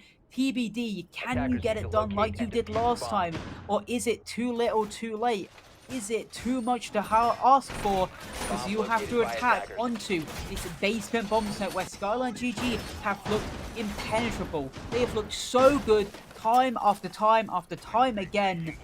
Again, we're seeing teams just fall apart late on in these defenses, at least throughout overtime. It could come out to DBD's favor, but I've got to say, I've been favoring the entire day. I do favor Skyline right now in the situation they have for overtime. I agree. I mean, it's never a good position to be on attack on Consulate. But TBD, I mean, they have been able to make a mess into absolute beauty. The way that they have been able to cap their attacking rounds. So I think, I don't know. But also, I mean, on Consulate so far, they haven't been doing the best anyways. But I mean, 7-7. 7-7 doesn't lie. Most of these teams have been fighting so hard. And the narrative may yet continue post this round. Could be TBD's game, it could be Skyline's game. And if it is Skyline's game, we will be seeing Night Haven, our 3rd map to be played, potentially pushing us to the max of 45 rounds on our BO3 tonight. If not, we'll still see 30. That's quite a lot regardless. Definitely a minute already gone off the board. They've been able to get this top floor control. But my issue is it took them this long to just get top floor when it was a single lesion stopping them from getting it. So time basis is not looking good. The ram drone, the boogie drone will go out, at least making some vertical, but that's like a piano. That's not even above the main site. Luckily for Slinky, he has 2 more of those, so he can still make the main vertical hold above that main site. And they've been able to now get the bounty inside a piano. But again, look at the time. We've seen in these last 2 rounds, though, that the time isn't the massive factor. They've been able to have 20 seconds left, still execute, still get the kills, and still win the round. So maybe that's, again, what they're looking for. Maybe just going to stay close, though, at least at this current moment in time. If they get the vertical, they can then at least shoot the bandits off, get that main breach open, get that Monty in, get the control. Right now, though, Nyx is face-checking everything, just trying to make sure that there's no roam, no more people left updoors. And there you go. Finally, the hatch is open. Finally, the main breach is open. A minute left. Can they now slowly start to get this execute ready, get this bomb down, and get ready for this plant to go down, as they are actually getting better and better into a better situation just because of the stuff they've got open, the gaps they're holding, and you know for a fact Skyline will want to be going for this aggressive roam back up top, which is being held for. Indeed, I mean, Skyline is also allowing TBD to take so much ground without contesting it very getting heavily. in position for plant spot. I'm seeing that, yes. Nyx is in position for the plant spot, will not be punished for it. The plant does, in fact, go down, but 2 players will go down with it. That's Kara and Yarlos off the board. Regrets and Kixeye as well. Kinzo and Cirx are the last 2 remaining on the board for the defense. You've got 4 on 1 at this point. DJ picks up another. That's Kinzo, the last player, and DJ to finish off the kill feed. Finish off the 2-0 tear for TBD. And that's a GG for them.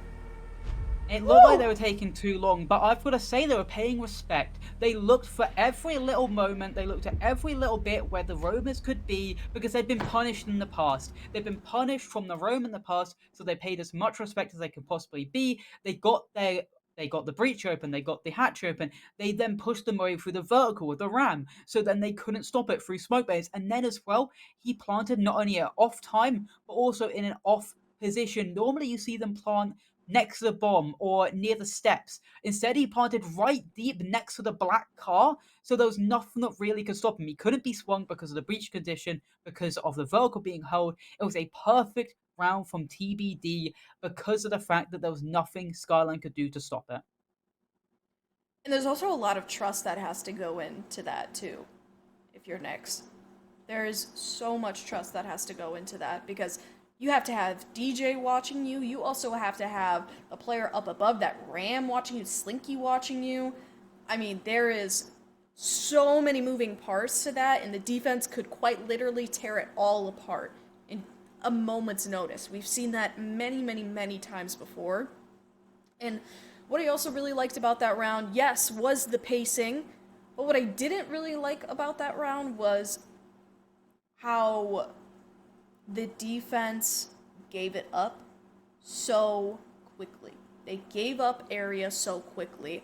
They allowed the attack to control the pace. Skyline was not keeping control of the second floor, as you usually do when you're on a basement hold. They seemed to opt for a turtle hold, maybe trying to waste time, thinking that the entry would be slower on TBD's end, but as a matter of fact, TBD was able to utilize it. I mean, they had been battle-hardened for 30 rounds. Right? So you would expect this team to move quickly, especially when they don't have any blockades in their way, forcing them to pull out some, sort of denial, pull out some sort of utility for whatever might be in their face, right? Could have been a lesion. It could have been even a player. We had a vigil one round that made waves. There was so much that Skyline could have done to go, a little bit more creative with their approach, not just on Consulate, but also on Chalet, that I feel like was a little bit of wasted potential for them. I really wanted to see more. I think we have an interview coming up as well, so I'm very excited to be able to speak to the man of the moment. I think is he in now? It is. Hello, Nix. Lovely to have you on. Also, right to say, my first question is going to be, I'm really quickly going to ask it off the back. Your castle round when you were defending, I think it was basement. How did you Uh-huh. get away with 3? How did they let you get away with that? Yeah, I mean, that round was definitely theirs to begin with, bro. They had a really good clear on us. I think we were in like either a 3v5 or a 2v5. I can't remember. And I don't know. I hit some shots. I pulled it up my bag. I was really just feeling it on the defense against those guys. I think I was 10-0 at one point, so I was just kind of hitting Yeah, some you were. shots. That was disgusting coming from you, to be honest. But I've also got to say, obviously, I'm pretty sure if I'm not mistaken, in the group stages, you lost to them 7-4 on Consulate. What was the Mhm. game plan you came up to try and combat how they played against you in group stage? I mean, that's a great question. Like, we looked at their ban phase and we saw that they're a very strong consulate team. They've played it like 5 times and they've only lost it once, I think. But at the same time, we're still kind of a newer roster. We don't have a ton of experience on a lot of maps. So we think that consulate's a great map for us. And it was 7-4 the last time we played them. We thought that we made some sloppy mistakes and that we could clean it up. And I think that's kind of just what we did. We had a really strong defensive half, and I think there was even attacks like we could have closed out sooner rather than going OT. Yeah, I just think the game plan was, we knew that they were going to pick that map, and we just prepped it and came into it playing our best. So yeah, you played amazingly, especially. Jenna, do you have any questions?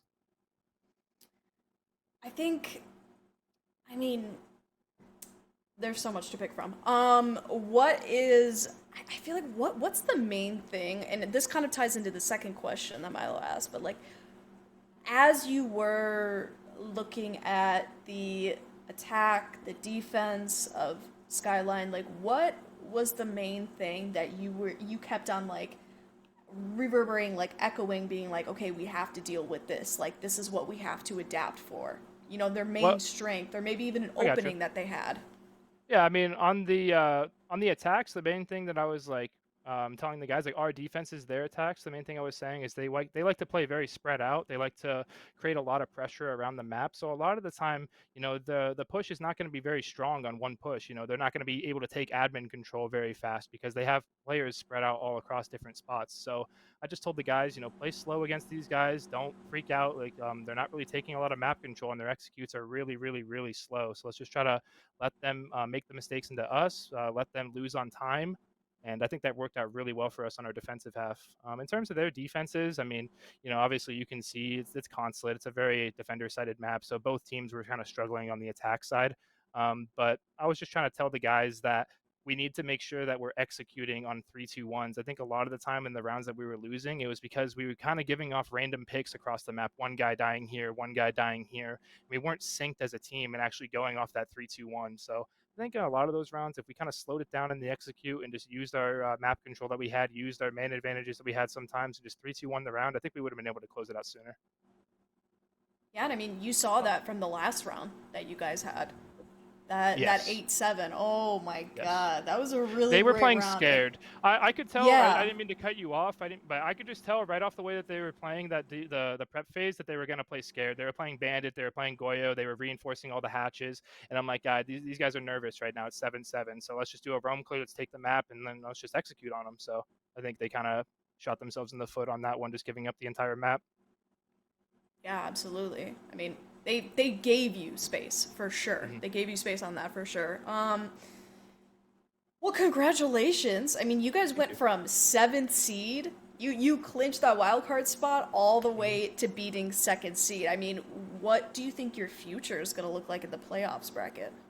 I mean, I think this team is very underrated. I think a lot of the teams that I've been like, everyone always has eyes on me because it's Nightmare Knicks. People are always looking to see what kind of team I'm cooking up, and I really think that we're underrated. I think Yarlos is a great player.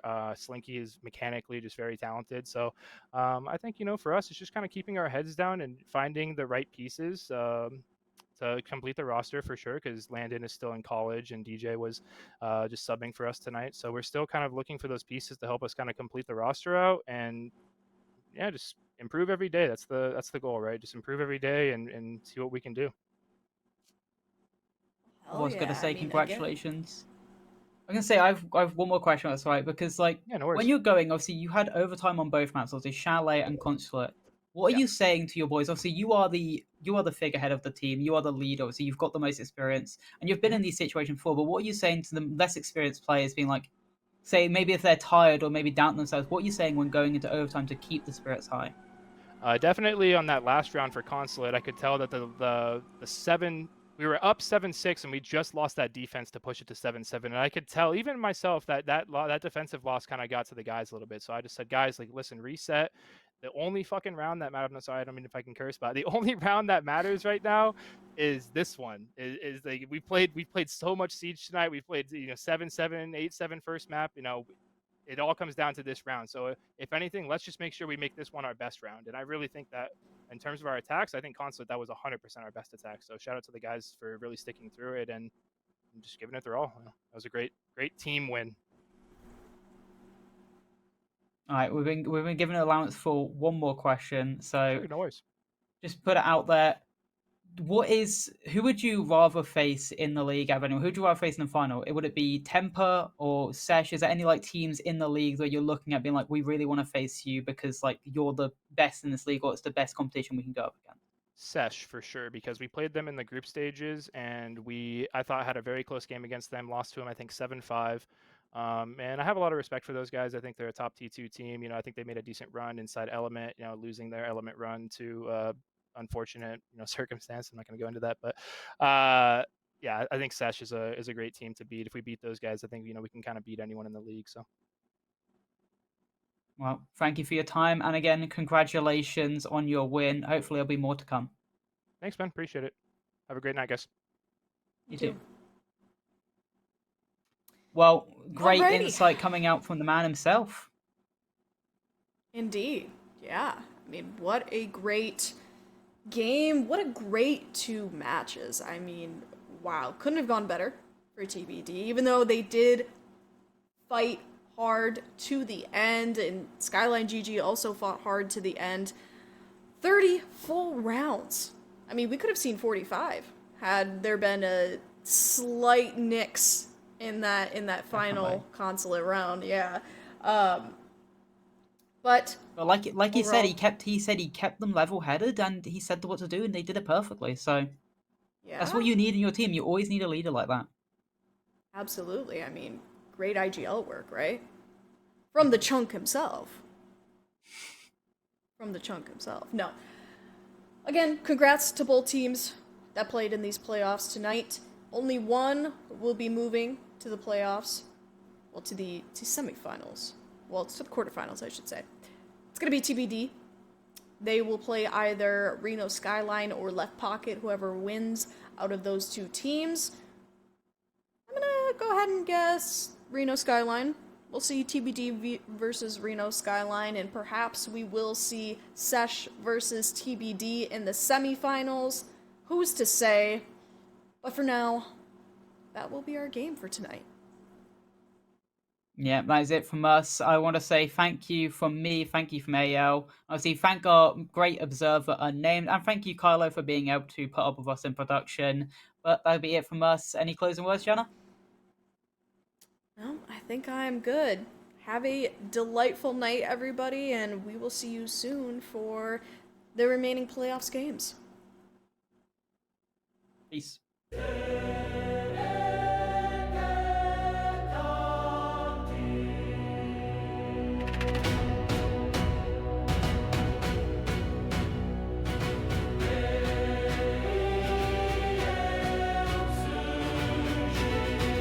Retribution. Retribution.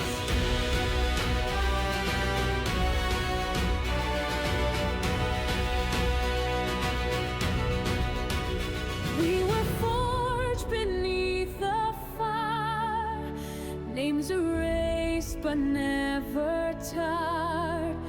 From defeat we carve our fate. Retribution will not wait. Silent shadows, voices loud. No more silence, hear us now. Raise the banners, seal the breach. We reclaim what lies in